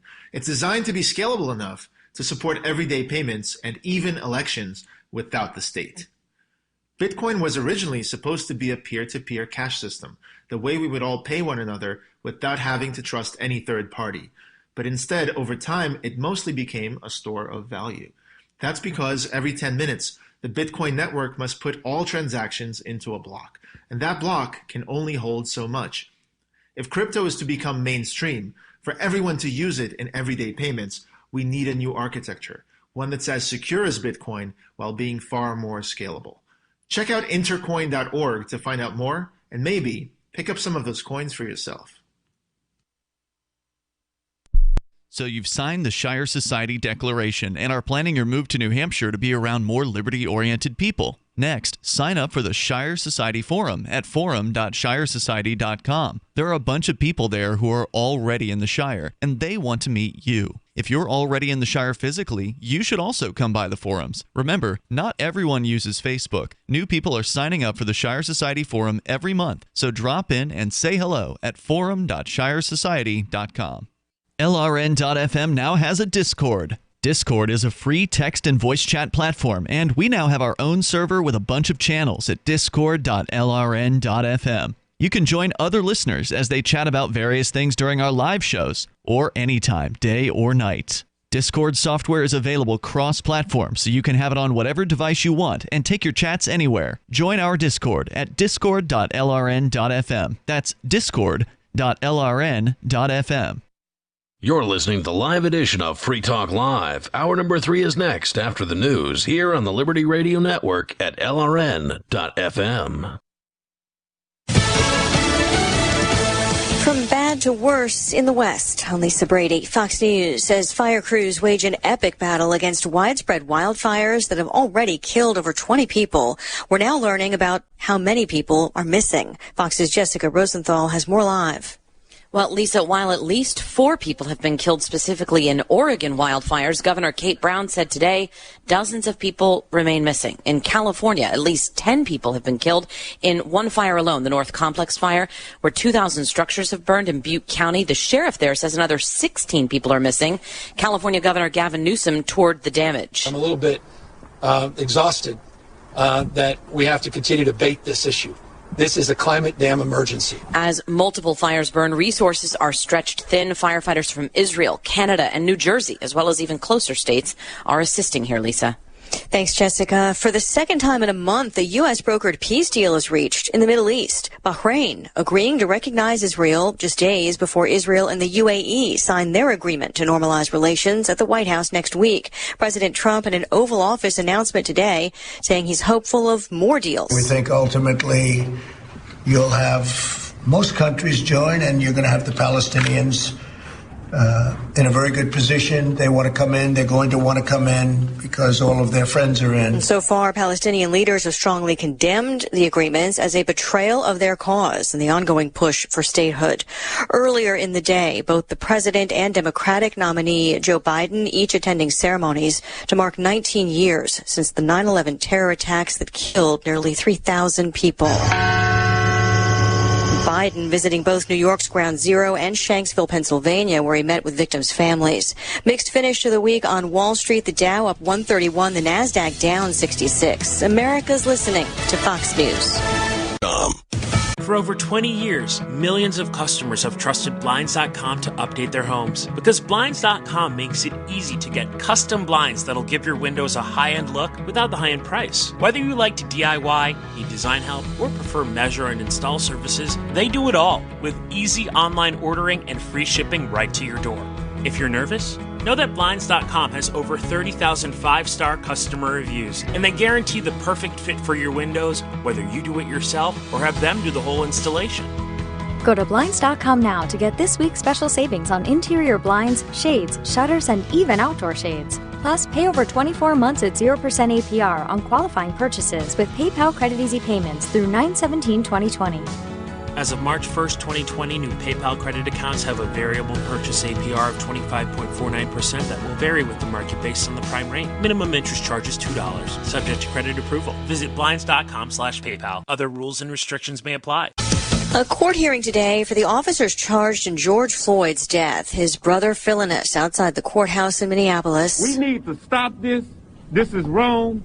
We need justice, and we demand that. Family members urging peaceful protests to continue. A lot of questions facing the judge. No decision on motions in Minneapolis in the case against 4 officers accused in the death of George Floyd on a possible change of venue or to combine cases. Though Hennepin County Judge Peter Cahill did disqualify Hennepin County Attorney Mike Freeman and 3 other prosecutors, saying a private meeting that they held with a medical examiner makes them now witnesses in the case. Today's hearing marked another step in what will be a long process toward justice. Minnesota Attorney General Keith Ellison, the judge still also has yet to rule on motions to dismiss.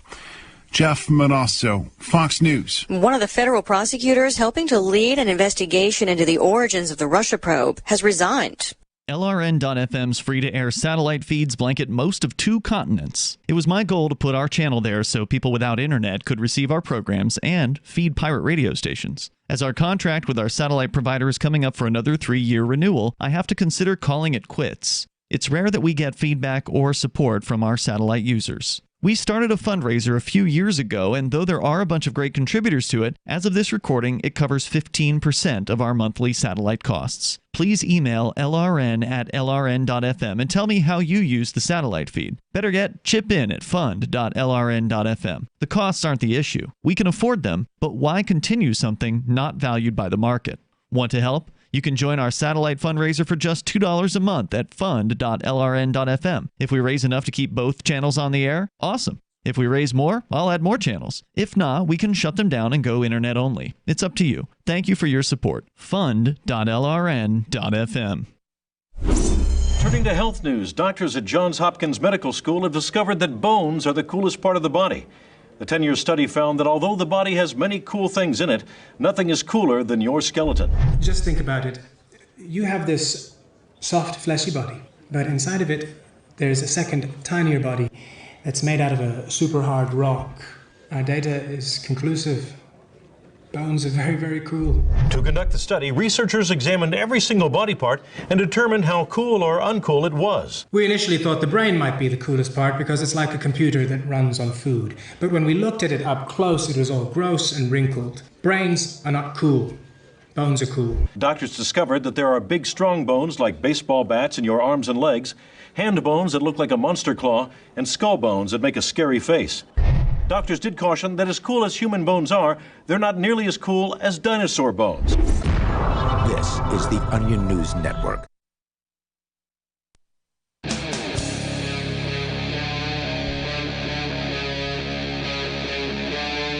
Free Talk Live.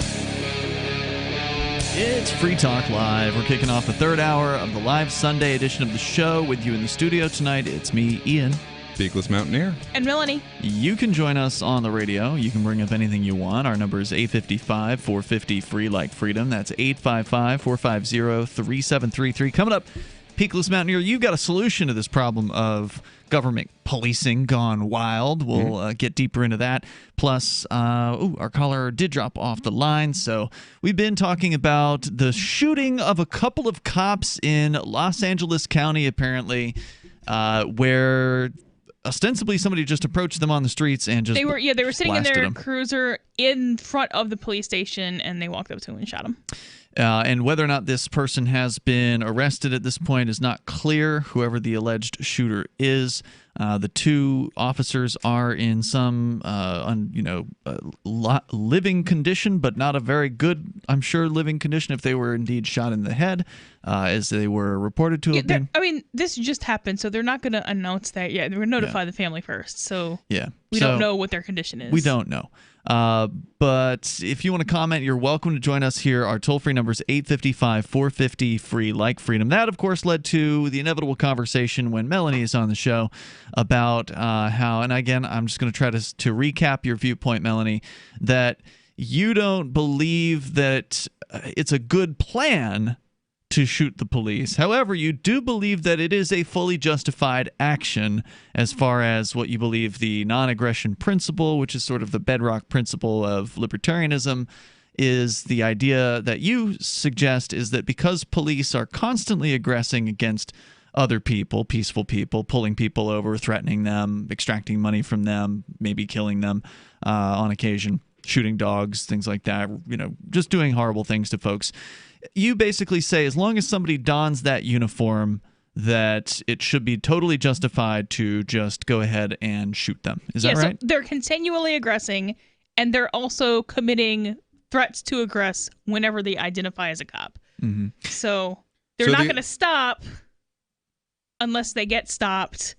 Well, unless they can actually come to a different conclusion, and if you kill them, you're never going to give them the chance to come to a different conclusion about, maybe what I'm doing is wrong. Okay, but maybe, I should stop this and do something productive. That's not, and I know that you've tried to do this because while you were being armed robbed that time, you tried to convert the people busting into your house and robbing you. No, I don't think I did. I'm not sure what you're referring to. That's what you told when you had the FBI raid. You told the KPD that they were being. To convert them.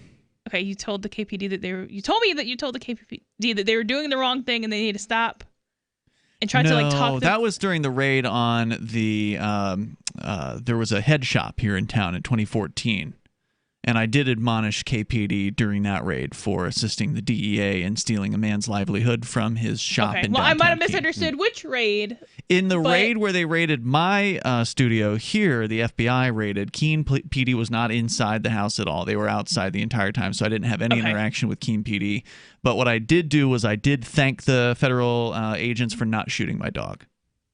So they were, using some restraint. They didn't shoot my wonderful dog, and that would have made me very sad if that had happened. So I told them thank you. Okay, well, and that's just more of a smart comment than... No, it was an honest gratitude. Like, I was really happy that these armed men, who many of them have a tendency to shoot a dog, all they have to do is claim that they felt that their life was in danger. Just wanted to know, I appreciate you using lube. Well, look, I try to communicate to these guys when they're doing something wrong that they're doing something wrong. But if they're doing something that's less wrong, or they're doing something right for, on the rare occasion that they're, going after a real bad guy or something like that, I will thank them for doing the right thing. Like, hey, thanks for going after a rapist. Thanks for going after that murderer. I'm glad you're spending your time going after a real criminal than somebody who might be selling a bag of weed or walking downtown with an open container of alcohol. Yeah, and going after rapists and murderers is commendable activity. Right. And as I said before, if that's all these guys were doing, then no I don't one think, would care. Right. I don't think there would be a big protest. I don't think there would ever be a protest against them. That's all that they were doing. But it's not. Yeah, but the point is that's not how most people are going to respond, and that's not a necessary... If someone is actively aggressing against you in a serious way, not stealing your paperclip or grabbing a cup of tap water or what, like a serious aggression, stealing half your income, pulling you over and making death threats on the side of the road for the fun of it. Is it okay to go ahead and put a bullet in the head of an IRS agent if you see them walking around? Yes. Yeah, see, I just... Well, again, philosophically and morally speaking, I don't know any consistent argument against it. As a practical matter, I don't think that's going to get the response that you want. We do not have and not just for your own life, but like for civilization, for your society. I don't think that's going to move us in a positive direction. I totally agree with you, and that's enough of a principled statement alone to say that's not a principled statement. That's a strategic statement. We do not have enough of support to be able to do it effectively. Well, the principle is that you don't go around blasting your way to a societal change. That's the principle. The principle is that you should do something more intellectual to try to bring somebody on board with. You would agree that there are exceptions to that, though, wouldn't you? I mean, getting free of the British Empire was largely accomplished from blasting redcoats in the face. Yeah, I mean, there's no doubt that at times it certainly does appear that violence was the solution, but that's only because we don't know what would have happened if other options were played into effect. Well, but here's the question. Is that a moral argument or a strategic argument? Because I would definitely say that, well, it definitely worked strategically. That's a historical fact. No longer part of the British Empire. But I mean, would you see that as an immoral act? It's not immoral to use defense, violence in defense. I think that what Melanie is advocating... If they had no badges and it was somebody who every Monday, and this is not a regular cop schedule, I get that, but if every, Tuesday through Saturday, 9 to 6, they went around robbing stores, breaking into people's houses, once a year they threw a grenade through a random window, they accosted people on the side of the road and held them hostage till they felt like it, but they didn't have a badge, and this person just kept doing it and announced their intention to continue doing it. Would you have a problem with taking that person out? I generally don't think violence is the solution. I think that in the instance of the act happening, I think you have a right to defend yourself, but later on, I don't think that you do. But it's not later on, it's continuing. Right, if but that person could change their mind. Yeah, but that's the future. We're talking about a current But if aggression. the person says that they're going to keep doing the thing, then, okay, you may have a justified excuse in that particular case. But what if they change their mind? What if they have come to a conclusion before they decided to go on their next round? What if somebody's beating you to death right now, but next week they're going to change their mind? That means you can't shoot them now? You have to deal with what is currently happening. If you're going around shooting retired cops, what was currently that's happening an issue. was that those cops were sitting in their cruiser. That is not... Well, they were not going to go home and play chess. They were going to go out and aggress against people. I would like to open that part of it up just for a second, because, I mean, this is something that people see and accept without really thinking about, is what exactly is happening when there is a uniformed police officer sitting in a cruiser. And one of the things that is happening there is that there is an unspoken threat of violence in every interaction that is based upon that circumstance. No doubt. If they speak to you, there is a very well-known fact that they might end up kidnapping you, and if you don't act the way that they want you to act, they might kill you. It's not even if they speak to you. If they're present, then that's a threat of violence to everyone that they can see. It is a credible threat of violence to everyone they can see. Yeah, I mean, you guys do make strong arguments. There's no doubt about it. I think it's... Now, I will say that I wish inhumane, honestly, to just go around and kill somebody if they're not in the act of killing. Ideally, even from a moral and philosophical standpoint, ideally, I would say have a trial just to recognize the humanity of these people before you end their life. That is so much more resource intensive to capture and keep them than it is to just neutralize the threat. Oh, I'm not suggesting capturing and keeping. I'm just saying having a fact-finding trial that we can acknowledge their moral agency before deciding on this course. The toll-free number is 855-450 free like freedom. You can weigh in. It's Free Talk Live. News from news.bitcoin.com. The U.S. Federal Reserve announces increased inflation, devaluing your U.S. dollar holdings. Pornhub increases crypto payment options, perverts worldwide rejoice.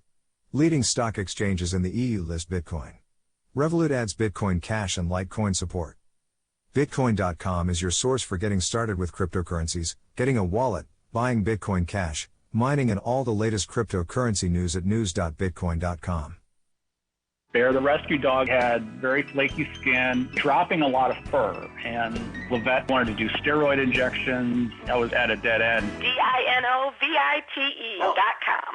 Probably 6 weeks after we started using Dynovite. No more flaky skin. He doesn't scratch and itch. It was awesome. You get some Dynovite, how happy your dog will be.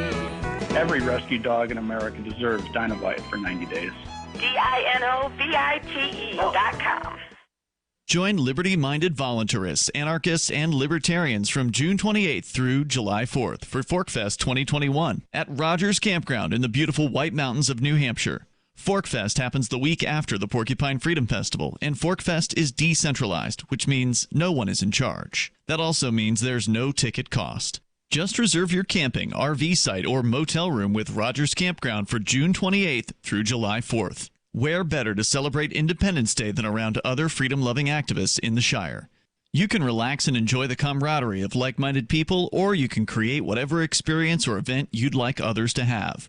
If you're planning an event for ForkFest, be sure to let others know in advance. You can connect with fellow ForkFesters via the unofficial Telegram chat or the ForkFest forum. Links to those are on the unofficial website, forkfest.party. Mark your calendar for June 28th through July 4th, 2021. We'll see you at forkfest.party. The Free State Project has reached its goal of 20,000 liberty lovers who've pledged to move to New Hampshire and get active to achieve liberty in our lifetime. Perhaps you're trying to figure out what part of New Hampshire should be your destination. If so, consider Keene. You'll find more than 150 reasons to move to Keene at move.freekeene.com. Keene is famous for its historic, publicity-generating activism, as well as being the liberty media capital of the world. It's home to freekeene.com, New Hampshire's destination for liberty activism, news, and opinion. For years, we've been compiling over 150 reasons to move to Keene at move.freekeene.com, where you'll learn about some of what's happening here and what makes Keene a great place to live. If you love liberty, you'll probably enjoy anywhere you end up in the Shire. But do your due diligence first. Please visit move.freekeene.com for the full list of over 150 reasons to move to Keene. That's move.freekeene.com.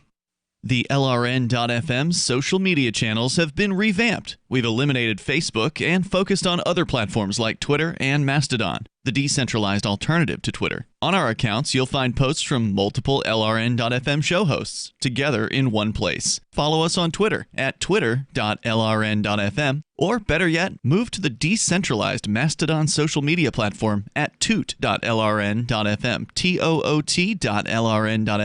I think you'll like it. The new 4th edition of Healing Our World, The Compassion of Libertarianism, will take your understanding of liberty to a deeper level and has over 1,300 updated references, new cartoons, and a foreword by Dr. Ron Paul. With discounts for multiple book purchases, the 4th edition of Healing Our World is a great gift for the liberals, pragmatists, environmentalists, and Christians in your life who think libertarianism is cold-hearted. Get yours today at healing.freetalklive.com and use promo code FTL for a $5 discount. Love what we do? Please help support our international satellite channels at patreon.lrn.fm. That's patreon.lrn.fm.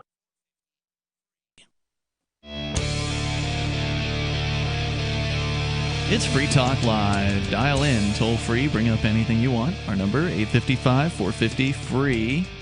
In the third hour here, you can take control of the airwaves.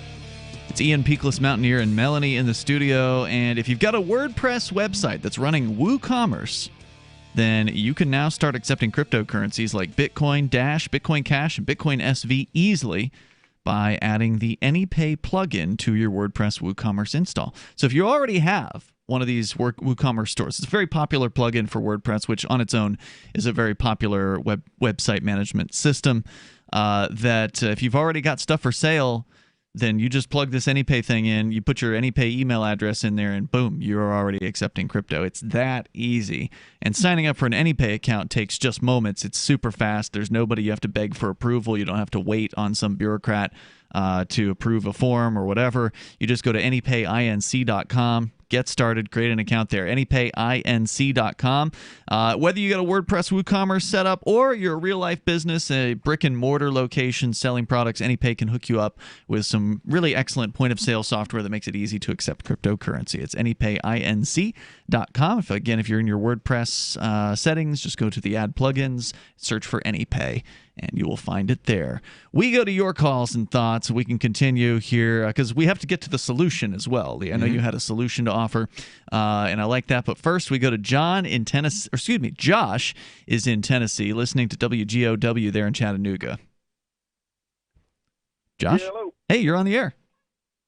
Yeah, I had a question. I was wanting to talk to Melanie. I'm just trying to clarify. She's justifying the death of police officers as an act of going against aggression. Is that what she's saying? It's not aggression. It is, I would say it's self-defense. Well, it's an act of going against aggression. Your argument is that the police, by their natures, are aggressing. Yes. Okay. Well, I'm a police officer. Okay. And here's my issue with that. So you're justifying, if I died right now, if somebody walked up as I'm sitting in my patrol car, you're justifying that as going against an act of aggression. Or, well, you didn't say aggression, but that would be you would be the aggressor in that scenario, yes. For me sitting here? No, for you being a cop. Okay. So just because I do my job that'd be like me saying your death would be justified because you talk on the radio. Right? Well, if your job is a hitman, then it is an third-party self-defense to do your job. You go after people for their jobs all the time, though. No, I work for the state who sets laws in place, and my job is to enforce it. Right, and some other people's job is to sell drugs or to be a prostitute or to run a small business and not give you a cut. And you go after them, correct? I don't want a cut. Well, you as in the state. I'm after them for the violence that ensues with drugs and. But it's their job to sell drugs, and you go after them for their job. So the fact that somebody gets paid to do something does not therefore justify the underlying action. Okay, well, here's the issue that I'm having here is that you're saying that I'm an aggressor just because I put a badge on. Yeah, because in the common understanding of what that symbol means, it means that you are a police officer, and what a police officer is somebody who goes around committing aggression all the time. So you're communicating that that's what you are. I want to just interrupt here for a moment, Josh. This is why I think that your position is so cold, Melanie. I mean, you don't even understand that what Josh is doing from his perspective. He doesn't even understand what you're saying. He's just stripping him of agency, and he is an adult. That doesn't mean it's impossible for him to understand it, but from his perspective, he's just doing his job as a police officer, and he's gotten hired to enforce these laws. He may not agree with all of them, but that's the job that he's doing. That's worse. Like, you get how that's worse. I understand that. I'm not making a judgment on him right now. I'm just observing what is. And what is despite the last hour and a half or whatever of us talking about this, now I'm not saying he was listening to the whole thing, but he's listened to enough of it. He didn't understand what you were even saying about why his job is inherently aggressive. I get it, but I'm a libertarian, so I've been versed in these sorts of things. And I think I can explain part of that perspective. So, John, was it John or Josh? But before you go on with the explanation, my point is, she's not willing to do it, but she's justifying the act of going up and just pulling a trigger on some random cop on the streets and calling it self-defense. These guys don't even understand, and there's plenty of other people out there who have no idea what that even means. You've never even given these people a chance to understand. You've never given them a chance to really consider what they've been doing and possibly change their minds about it. You're just like, oh, well, you've got this job, so you deserve to die. Well, and that is as cold as it gets. I think I can explain part of the perspective at least. So, I mean, when people interact with me, just walking about my day, talking to a person on the street, there is an underlying expectation that all of this will be peaceful. Mm-hmm. Now, as an officer, when you interact with people, there is an underlying expectation that if the wrong thing is said or done, you will abduct them to a cold cell with bars. And if they don't let you do that, you may kill them. No. You don't think that's an underlying expectation of people interacting with the police, that they may be arrested? If your expectation is that if you refuse to go with me, that I'm going to kill you, then that's idiotic. Now, so no one gets shot for resisting arrest. Exactly. No one gets shot for that. Okay, I'm not saying no one has. I can only speak for myself, from my point of view. But if they resist arrest, hold on. I really want to hear this. So, in your experience, what does happen when people resist arrest? Okay, when I've encountered people that resist, there have been, you have the use of force policy. Now, I've never pulled a firearm on somebody without being met with that, or a knife or something of that could cause me bodily injury. Okay, I mean aggression with aggression. Right, but there is the escalation that will occur if they continue to successfully resist your arrest, can ultimately lead to their death. I've never been taught that just because somebody refuses to go with me to shoot them. That's never been issued. You're right. I was skipping the escalation step, but you will use force to kidnap them. And if they don't go peaceably, you will use more force. And if they're still effective at refusing to be arrested, you will increase the amount of force that you're using. And if they continue to be unarrestable, you will have to kill them. No. I'm not going to kill someone just because they refuse to go to jail. Well, now, what if happens? you point a gun at me, then... So if you're completely incapable of stopping them, of arresting them, then what will happen? They will just go on about their life? No, I mean, eventually a backup's going to arrive and they're going to go to jail. I don't know how you resist to that degree.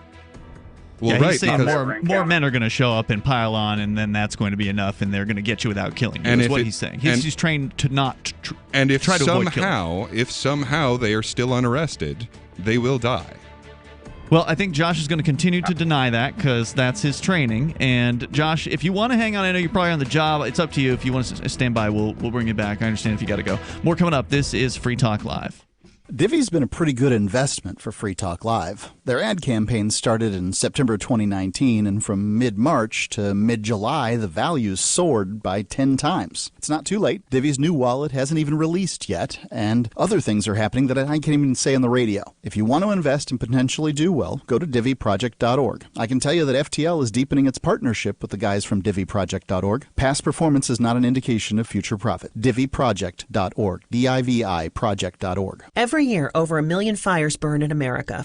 Fortunately, firefighters are on the job, saving life and property, and you can be a part of it. 7 out of 10 firefighters and emergency responders are volunteers. There's no typical firefighter. Anyone can volunteer to serve their community. Volunteering as a first responder is really about having the heart and drive to make a difference where it's needed most.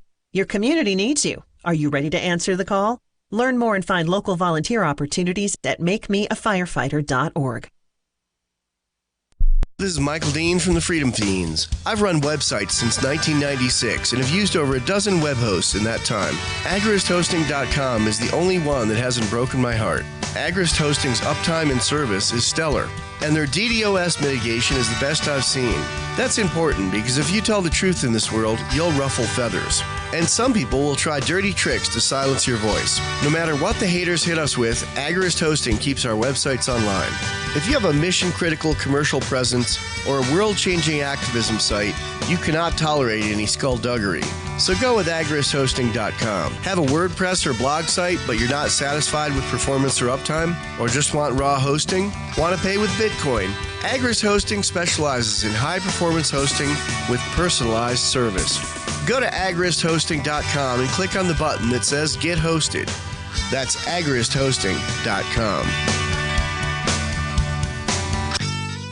Cell 411 is a free app for Android and iOS that replaces government-controlled 911. Cell 411 allows you to preset a group of friends or private organizations to show up at any emergency. Cell 411 is a nightmare for the state because it proves their so-called services aren't needed. Cell 411 has had thousands of installs, and of course it's covered by the BIPCOT no government license. Cell 411 because your friends won't shoot you when you're in trouble. Without the government, who would build the emergency services? You and Cell 411. Get it today at getcell411.com. There are lots of ways to listen to Free Talk Live. Our podcast has been around since podcasts began, and now the FTL feed is loaded with content besides our full show archives. Did you know that we make it easy for you to customize your podcast subscriptions? We have different feeds, one that includes only our full shows, one with just the Daily Digest, and our main feed that includes everything. You decide what you listen to. It's quick and easy to customize your feeds at feeds.freetalklive.com. That's feeds.freetalklive.com. We have some good news. The indictments against Ross Ulbricht in the District of Maryland were dismissed with prejudice, meaning they can never be refiled. This is especially good because those indictments contain the only charge ever made that Ross engaged in murder for hire. This was a serious allegation that Ross Ulbricht denies. It was never prosecuted or ruled on by a jury, but was trumpeted by the federal government and the media as if it were proven fact. The Maryland court held these indictments for almost 5 years, poisoning Ross's case and leaving him under a cloud of unproven allegations. As explained in Ross's appeal to the Supreme Court, the fact that the judge used these allegations to give Ross a draconian sentence of double life without parole violated his Sixth Amendment right to a jury trial. Judges are required to issue sentences based on convictions decided by a jury, not unproven allegations never even charged at trial. Although this is a positive development, the dropped indictment will not set Ross free. Now, a presidential pardon is Ross's only hope of freedom. Sign the petition at freeross.org. freeross.org. Now you can follow LRN.FM on the decentralized Mastodon social media platform at toot.lrn.fm, toot.lrn.fm. It's Free Talk Live. Dial in, toll free, bring up whatever you want. Of course, when these topics happen, it tends to be this topic, and that's it for the rest of the show. But you still can bring up anything here on Free Talk Live. Our number is 855-450-FREE. That's 855-450-3733. We're talking about a life and death matter. And that is the idea of the police, the monopoly on violence, as Barack Obama, I think, once put it correctly, about what the state is and what the government Washington, is. too. Yep, it is a monopoly on violence. And when you have a monopoly on any sort of product or service, you tend to get really bad service. You tend to get a crappy product. And the people who are offering that product just don't care what you think about it. Because and you pay a lot more than you would otherwise. Yeah, because you're going to pay them, or else they're going to send men with guns to your house, and they will use an escalating amount of violence on you until you give up and do what they say. And it's not something that's okay. It's not something that I support. But on the other hand, I also don't support what Melanie's talking about, which is just going around and blasting the police where they sit or stand. Well, you don't support what I'm talking about, which is being forthright about what the NAP does and does not. The NAP is the non-aggression principle. Does and does not prohibit. Just because something is... I mean, do you think that it's possible for something to not be a NAP violation, but also be a really bad plan? Yeah, absolutely. Like racism. Right. So then why is this a problem? Why is what a problem? The fact that it's a really bad idea to open fire on them right now. Because we don't have the support for it. You do seem to consider this not just a bad idea, but morally incorrect. Yeah, it feels wrong to me. Morally incorrect is even overplaying your hand, because I think that things can be morally incorrect without being aggression. I don't, actually. I don't think anything can be immoral and not be a violation of the zero aggression. Okay, well, at least I think immoral is a vague term, whereas non-aggression is not. Well, people define morality differently, so that's definitely going to be a sticking point for some folks. But I want to get back to the phones here and your calls and thoughts. Let's talk to Cindy. She's in Texas. Cindy, you're on Free Talk Live with Ian, Peakless, Mountaineer, and Melanie. Hi, good evening. Hi, Cindy. Tonight's the first time I've listened to y'all's program. We're traveling across the nation right now, and I'm a forensic psychologist with 30 years experience. I've worked in the juvenile prisons, the adult prisons, and the state mental hospitals, just to give you some background as to where my views and opinions are based. A couple of things that really concern me, straight up and straightforward. Until you have treated and interacted with true sociopaths who commit crime, who live their lives on the other side of the law, you don't have a true perspective of what's shaping your opinions. And I'm very concerned about some of the opinions being expressed tonight because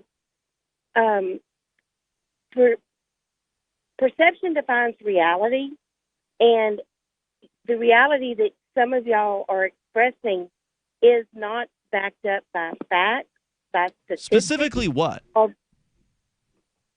Like that the police are just going to shoot and kill you if you don't cooperate. I have a brother. Well, I do apologize for I do apologize for skipping directly to that. What I meant to express by that is that they will escalate force until you comply or die. In most situations, that is correct, but we escalate force in other situations as well. When someone is actively psychotic in a mental hospital, we escalate force to gain control so they don't harm themselves or others. And actively psychotic, you mean aggressive behavior, right? Yes. Right. And so those are real issues. I mean, I have a brother and brother-in-law who are career law enforcement. I have friends who have 50 years experience in law enforcement. Our sheriff just retired.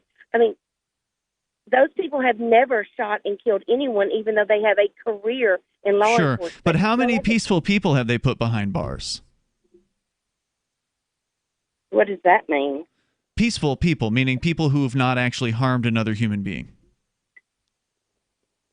I don't have that information. I bet you it's some of them. But you're not able to say zero is the problem. Right. I bet you it's more than a handful. Not a problem. Let me explain to you why it's not a problem. Because rarely is the case that someone who is not committed a crime ever put behind bars. Every now and then. We're not talking about I didn't say they didn't commit a crime. We're talking about peaceful behavior or aggressive behavior. And I can say of all my friends that none of them, they have put 0 people in jail who weren't committing aggression. Let me challenge your thought process. Most pedophiles are peaceful. No, they are by not. definition. No, yes. Raping children is violent behavior. But if we go to arrest them and they're being peaceful. No, I don't think you understand what we're talking about here, Cindy. So if somebody has committed a violent act, which rape is a violent act, it's an act of power and violence over another human being, whatever their age is, then those people need to be brought to some form of justice. Now, what that should look like in the future, that's another discussion to have, but that's not a peaceful act, and just because the person doesn't attack the police when they come and arrest them doesn't mean that they're a peaceful person. They raped somebody allegedly, so you just got rid of your rights. You threw your rights out the window. I'm talking about peaceful people who have not harmed another human being. Here's an example: a prostitute. Here's another example: somebody who is gambling in a poker game, somebody who was selling a bag of marijuana, somebody who was selling some heroin, somebody who was buying or possessing those things. Somebody who was opening a restaurant during the lockdown. Yeah, these are all peaceful people that the police have been targeting for decades. So the people that surely they have been arresting people like that, right? And I have been treating people like that because 90% of the people, all of those people that you just listed, the act of their immediate crime that they're committing, quote, in your definition, isn't harming anyone, but in reality, it is, and those individuals do harm others. So we have a fundamental difference. Well, then put the victim on the stand. Well, let's take a very specific, simple case. This person has a quantity of marijuana. They just have possession of marijuana. Now they are committing a crime by your definition, but they're certainly not harming anyone by that action. Why does that person deserve to be put in jail? Because it is contributing to organized crime, which doesn't just say... You know why it's contributing to organized crime? Because it's illegal. If it was legal, you could get it at 7-Eleven and Walmart. Melanie, I spent an entire career in the forensic field, and it's not just the marijuana that contributes to organized crime. You can legalize everything, and it's still going to be organized crime. How is organized crime going to fund itself if everything is legal? Because there's a black market. There's a black market for legal Well, there's only a things right black now. market for illegal things. That's not true. No, Actually, that's not true at all. There's a black market for cigarettes. There's a black market for prescription For untaxed medication. cigarettes, which are illegal. Yeah, so again, you're talking about prescription drugs. There's an incredible system of control that is exerted over prescription drugs. So what we would be talking about would be where there would be no restrictions on what one person could possess, whether they be prescription drugs or cigarettes or whatever. So if I go out and I want to make some, or want to buy some whatever prescription drug we're talking about, hydrocodone or oxycodone, and if I buy it from somebody on the street, that's a completely consensual act. The reason I had to buy it from somebody on the street was because I couldn't get it through a doctor or whatever. I couldn't go through the channels, or maybe I don't want to go through the legal channels to do that. And I understand that if you've worked in a thing for 50 years, you don't want to come to the conclusion that the job that you did might have actually been somewhat counterproductive or immoral or something like that. I can understand that that would be a fairly large cognitive dissonance block on being able to understand what we're talking about here. And Cindy, I wish we had more time, but I want to make sure we get a chance to get some of these other callers on. Feel free to call back another night. We can discuss it further. There's more coming up. Free Talk Live. Silver has always been nature's very own antibiotic, and only one system allows you to generate an endless supply of natural silver solutions. Silverlungs.com. You'll find no wild claims or pseudoscience, just a lifetime of nano-sized pure silver solutions. The Silver Lungs generator allows you to make your own, so stop paying for silver solutions. The unique lung delivery system targets respiratory infections where other silver solutions simply cannot reach. See the Silver Lungs generator and lung delivery system at silverlungs.com. That's silverlungs.com. When you have a pain in the neck, a real pain in the neck, back, shoulder, or legs, you now have two convenient choices to get fast relief without taking another pill. Because now, Sunny Bay heating wraps and pillows are available at both Amazon and Walmart. Yes, see Sunny Bay's 4.5 to 5-star customer reviews on Amazon.com or Walmart.com. Our made in the USA microwavable heat wraps, heatable neck pillows, and extra large body wraps are designed better for perfect support where and when you need it. Even while driving, Sunny Bay wraps will not burn and stay balanced to provide soothing hot or cold therapy to help treat temporary or chronic pain. And the best part? Sunny Bay quality products start at under $20. Join thousands of happy customers and see why Sunny Bay products have a lifetime 100% positive rating on both Amazon and Etsy. It's easy. Click Amazon or Walmart and search today for Sunny Bay. With a MECTEC carbine conversion unit, you can turn an XD family Glock or 1911 handgun into a carbine rifle in seconds and have it shipped right to your door, no FFL required. Now, MECTEC is excited to announce our pistol carbine conversion unit. More compact with a 12-inch barrel and an arm brace, proving once again that MECTEC is the world's most versatile handgun accessory. For a limited time, go to handgunconversions.com. That's handgunconversions.com and use coupon code RADIO to receive $35 off any carbine purchase. Join liberty-minded voluntarists, anarchists, and libertarians from June 28th through July 4th for ForkFest 2021 at Rogers Campground in the beautiful White Mountains of New Hampshire. ForkFest happens the week after the Porcupine Freedom Festival, and ForkFest is decentralized, which means no one is in charge. That also means there's no ticket cost. Just reserve your camping, RV site, or motel room with Rogers Campground for June 28th through July 4th. Where better to celebrate Independence Day than around other freedom-loving activists in the Shire? You can relax and enjoy the camaraderie of like-minded people, or you can create whatever experience or event you'd like others to have. If you're planning an event for ForkFest, be sure to let others know in advance. You can connect with fellow ForkFesters via the unofficial Telegram chat or the ForkFest forum. Links to those are on the unofficial website, forkfest.party. Mark your calendar for June 28th through July 4th, 2021. We'll see you at forkfest.party. What if you want to hear the latest episode of Free Talk Live, but all you have is your phone, you forgot to download our archive, and you have no data connection? You can call our Listen line at 641-793-0191. That's a long-distance number, so you may incur charges. If not, listen as long as you want. 641-793-0191. The Free Talk Live Listen line, 641-793-0191. Are you a cryptocurrency advocate? The Crypto Tip is the ideal outreach tool to help new people discover cryptocurrency. It's a printable business card-sized tip that you can give to service providers, preferably in addition to a good cash tip. When the server scans the QR code, it'll bring up an explanation of cryptocurrency, how to install a wallet, and allow them to claim the tip. If they don't claim the crypto, you get your tip refunded to you after a time period you specify. Plus, if they do claim the tip, you get an email alert. Create as many tips as you want at cryptotip.org. That's cryptotip.org. This is the Liberty Radio Network, broadcasting the latest liberty-oriented audio content 24 hours a day at LRN.FM.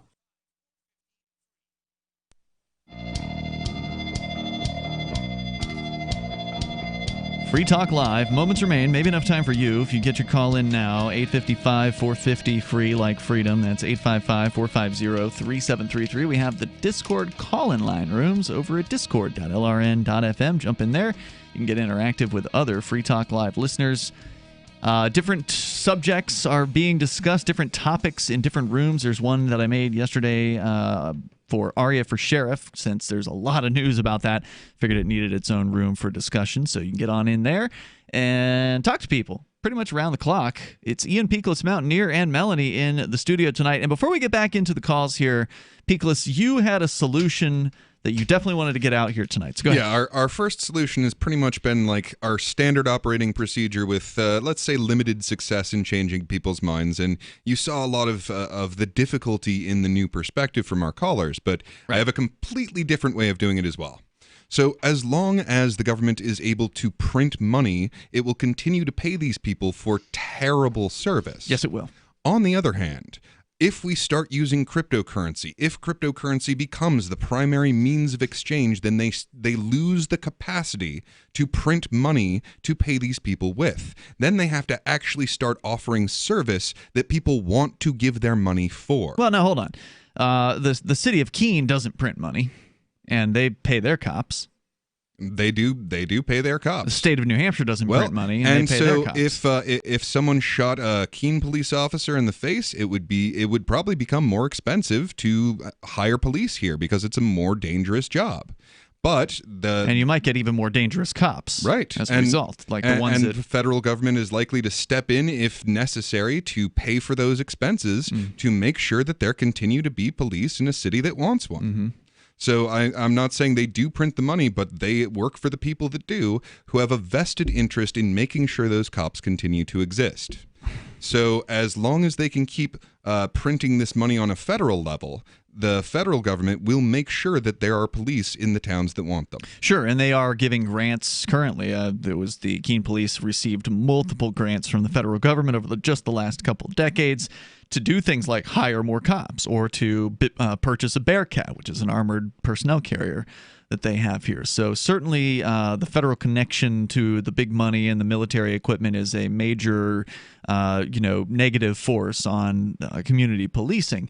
But even if the federal government were to be completely ineffective and their money were to wither up and die, the local cops would still be wanting to enforce things like property taxes. And if all of a sudden people went to Bitcoin for their money instead of the dollar, then you'd probably start seeing the state demanding taxes in Bitcoin, which is a lot more difficult to do.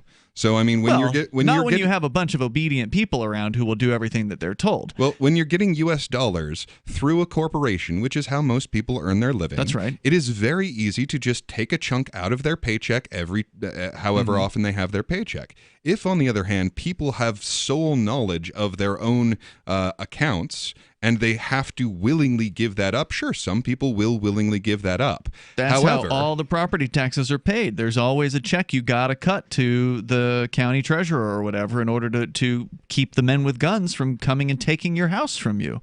So I'm not against what you're saying, Lee. It's just not going to solve the problem. The problem is obedience. it doesn't matter what the money is. As long as people are doing what they're told, they're going to keep being told what to do, and they're going to keep being told how much to pay. And it's going to keep going up year after year. Well, it becomes a lot more optional in that circumstance, though. But it doesn't, because the men with guns will come to your home and take it from you. So rent. Well, then they can take it from the owner of that home if the owner decides that he's like a free person and doesn't want to pay this criminal gang. And as we want to pay them less and less because they're doing a terrible job, there will be fewer and fewer people who are willing to pay the money, and they actually gain the power to stop paying them. But that's the key. Because right now, you physically cannot stop yourself from paying taxes in most circumstances. In the case of property taxes, you can. Just don't cut the check. And then what they will do is they will do a tax deed on your home. They'll take it into their own possession legally, and they will then sell it at auction to the highest bidder. And then they will say, this house now belongs to so-and-so who just bid on it and won the auction. And then they will say, you are being evicted. Yeah, and imagine what property taxes are going to look like when you can't get federal grants to buy Bearcats and bullets and enforcers. They'll go up. Right. And look, that's the thing. You have to have someone who's willing to say no. And eventually you're going to have someone who is willing to offer protection of your home at a lower price than you're paying for the new property taxes. That would be nice, but unfortunately, again, we're not there yet. Well, yeah, that's because the price isn't that high.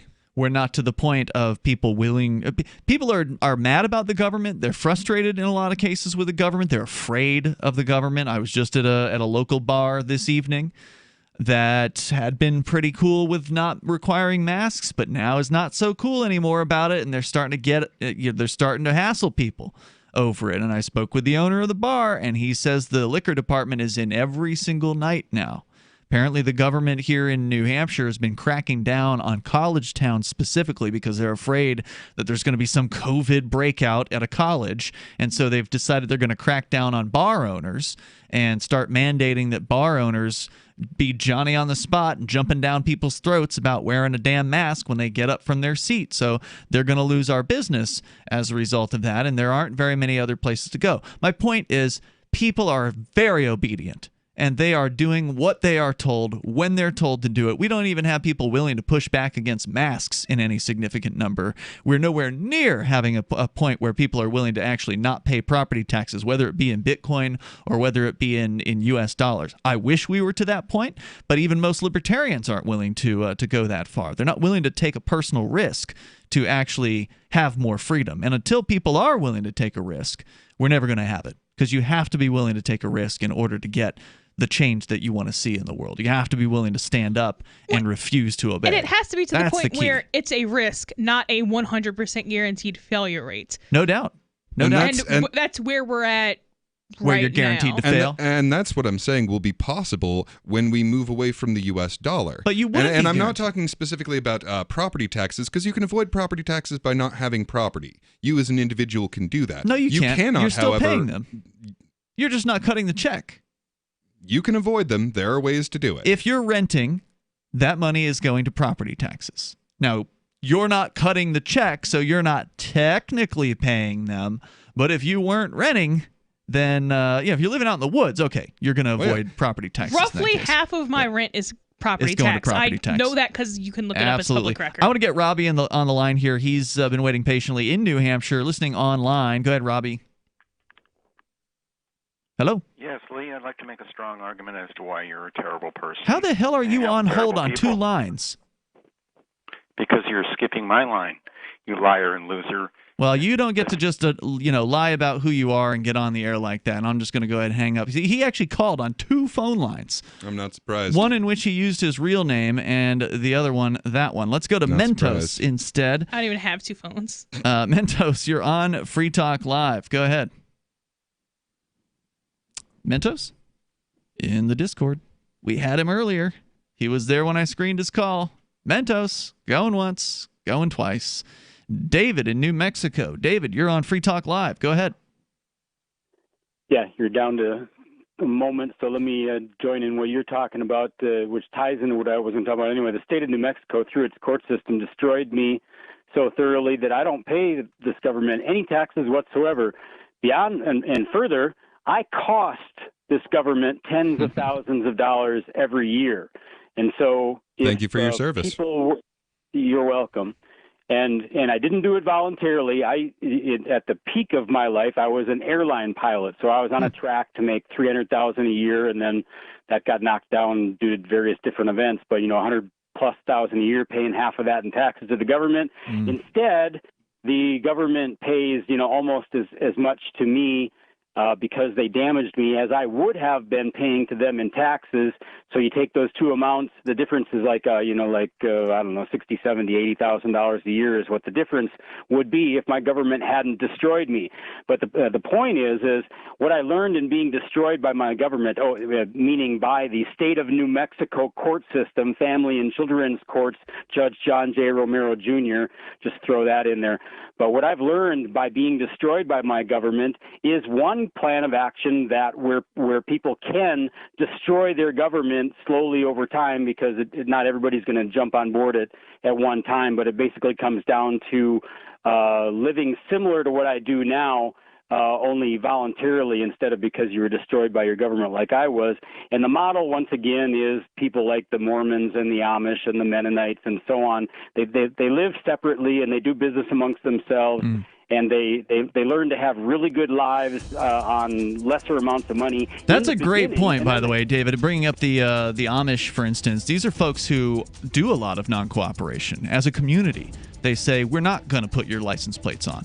And manage to avoid income tax. And we're not going to pay income tax. And we're not going to pay Social Security tax. And we're not going to obey your regulations. And that's where the strength of community and numbers and disobedience comes in. Just a few little disobedient steps can give people a lot of courage. We'll see you tomorrow night online. In the meantime, Free Talk Live. Remember when you first heard about Bitcoin? How long did it take you to realize this little project would soon change the world? Do you kind of wish you had got involved sooner? Well, now is your chance to be a part of the next revolution in money. Intercoin is working to finally make crypto go mainstream. It's designed to be scalable enough to support everyday payments and even elections without the state. Bitcoin was originally supposed to be a peer-to-peer cash system, the way we would all pay one another without having to trust any third party. But instead, over time, it mostly became a store of value. That's because every 10 minutes, the Bitcoin network must put all transactions into a block, and that block can only hold so much. If crypto is to become mainstream for people to use it for everyday payments, we need a new architecture, one that is as secure as Bitcoin while being far more scalable. Check out intercoin.org to find out more and maybe pick up some of those coins for yourself. Do you have a WordPress website running WooCommerce and want to accept cryptocurrencies like Bitcoin, Dash, Bitcoin Cash, and Bitcoin SV? Now you can easily enable crypto payments from your customers by adding the AnyPay plugin to your WordPress site. Just visit anypayinc.com and set up your account by entering your cryptocurrency wallet addresses in the admin. Then enable the AnyPay plugin in your WooCommerce. That's it. Now your website takes crypto like Bitcoin thanks to anypayinc.com. anypayinc.com. Some of you asked, and now we've delivered. LRN.FM's live Keene, New Hampshire studio shows are now streamed in HD on Twitch. Visit our channel at twitch.lrn.fm and give it a follow. If you have Amazon Prime, you get one free subscription on Twitch. If you use it on our channel, Twitch will give LRN.FM a monthly piece of your Prime subscription cost. So please watch, follow, share, and subscribe to twitch.lrn.fm. That's twitch.lrn.fm. This is the Liberty Radio Network, broadcasting the latest liberty-oriented audio content 24 hours a day at LRN.FM. From bad to worse in the West, I'm Lisa Brady. Fox News says fire crews wage an epic battle against widespread wildfires that have already killed over 20 people. We're now learning about how many people are missing. Fox's Jessica Rosenthal has more live. Well, Lisa, while at least 4 people have been killed specifically in Oregon wildfires, Governor Kate Brown said today dozens of people remain missing. In California, at least 10 people have been killed in one fire alone, the North Complex fire, where 2,000 structures have burned in Butte County. The sheriff there says another 16 people are missing. California Governor Gavin Newsom toured the damage. I'm a little bit exhausted that we have to continue to bait this issue. This is a climate dam emergency. As multiple fires burn, resources are stretched thin. Firefighters from Israel, Canada, and New Jersey, as well as even closer states, are assisting here, Lisa. Thanks, Jessica. For the second time in a month, a U.S. brokered peace deal is reached in the Middle East. Bahrain agreeing to recognize Israel just days before Israel and the UAE sign their agreement to normalize relations at the White House next week. President Trump in an Oval Office announcement today saying he's hopeful of more deals. We think ultimately you'll have most countries join, and you're going to have the Palestinians in a very good position. They want to come in. They're going to want to come in because all of their friends are in. And so far, Palestinian leaders have strongly condemned the agreements as a betrayal of their cause and the ongoing push for statehood. Earlier in the day, both the president and Democratic nominee Joe Biden each attending ceremonies to mark 19 years since the 9/11 terror attacks that killed nearly 3,000 people. Biden visiting both New York's Ground Zero and Shanksville, Pennsylvania, where he met with victims' families. Mixed finish to the week on Wall Street. The Dow up 131, the NASDAQ down 66. America's listening to Fox News. For over 20 years, millions of customers have trusted Blinds.com to update their homes. Because Blinds.com makes it easy to get custom blinds that'll give your windows a high-end look without the high-end price. Whether you like to DIY, need design help, or prefer measure and install services, they do it all with easy online ordering and free shipping right to your door. If you're nervous, know that Blinds.com has over 30,000 5-star customer reviews, and they guarantee the perfect fit for your windows, whether you do it yourself or have them do the whole installation. Go to Blinds.com now to get this week's special savings on interior blinds, shades, shutters, and even outdoor shades. Plus, pay over 24 months at 0% APR on qualifying purchases with PayPal Credit Easy payments through 9/17/2020. As of March 1st, 2020, new PayPal credit accounts have a variable purchase APR of 25.49% that will vary with the market based on the prime rate. Minimum interest charge is $2, subject to credit approval. Visit Blinds.com/PayPal. Other rules and restrictions may apply. A court hearing today for the officers charged in George Floyd's death. His brother filling us outside the courthouse in Minneapolis. We need to stop this. This is wrong. We need justice, and we demand that. Family members urging peaceful protests to continue. A lot of questions facing the judge. No decision on motions in Minneapolis in the case against 4 officers accused in the death of George Floyd on a possible change of venue or to combine cases. Though Hennepin County Judge Peter Cahill did disqualify Hennepin County Attorney Mike Freeman and 3 other prosecutors, saying a private meeting that they held with a medical examiner makes them now witnesses in the case. Today's hearing marked another step in what will be a long process toward justice. Minnesota Attorney General Keith Ellison, the judge still also has yet to rule on motions to dismiss. Jeff Manasso, Fox News. One of the federal prosecutors helping to lead an investigation into the origins of the Russia probe has resigned. No confirmation on why. It's not clear whether U.S. Attorney John Durham will finish that investigation before the November election. President Trump says a September deadline stands for the popular app TikTok to find a new owner or face a ban in the U.S. The current parent company ByteDance is based in China. The commander-in-chief issuing an executive order to ban the platform in the U.S. if its ownership doesn't change over the next few days, citing concerns over American user data ending up in the hands of the Chinese government. TikTok suing the Trump administration, alleging it didn't allow the company to respond to national security concerns and denies sharing user information. Fox's Kristen Goodwin. ByteDance has been in talks with potential buyers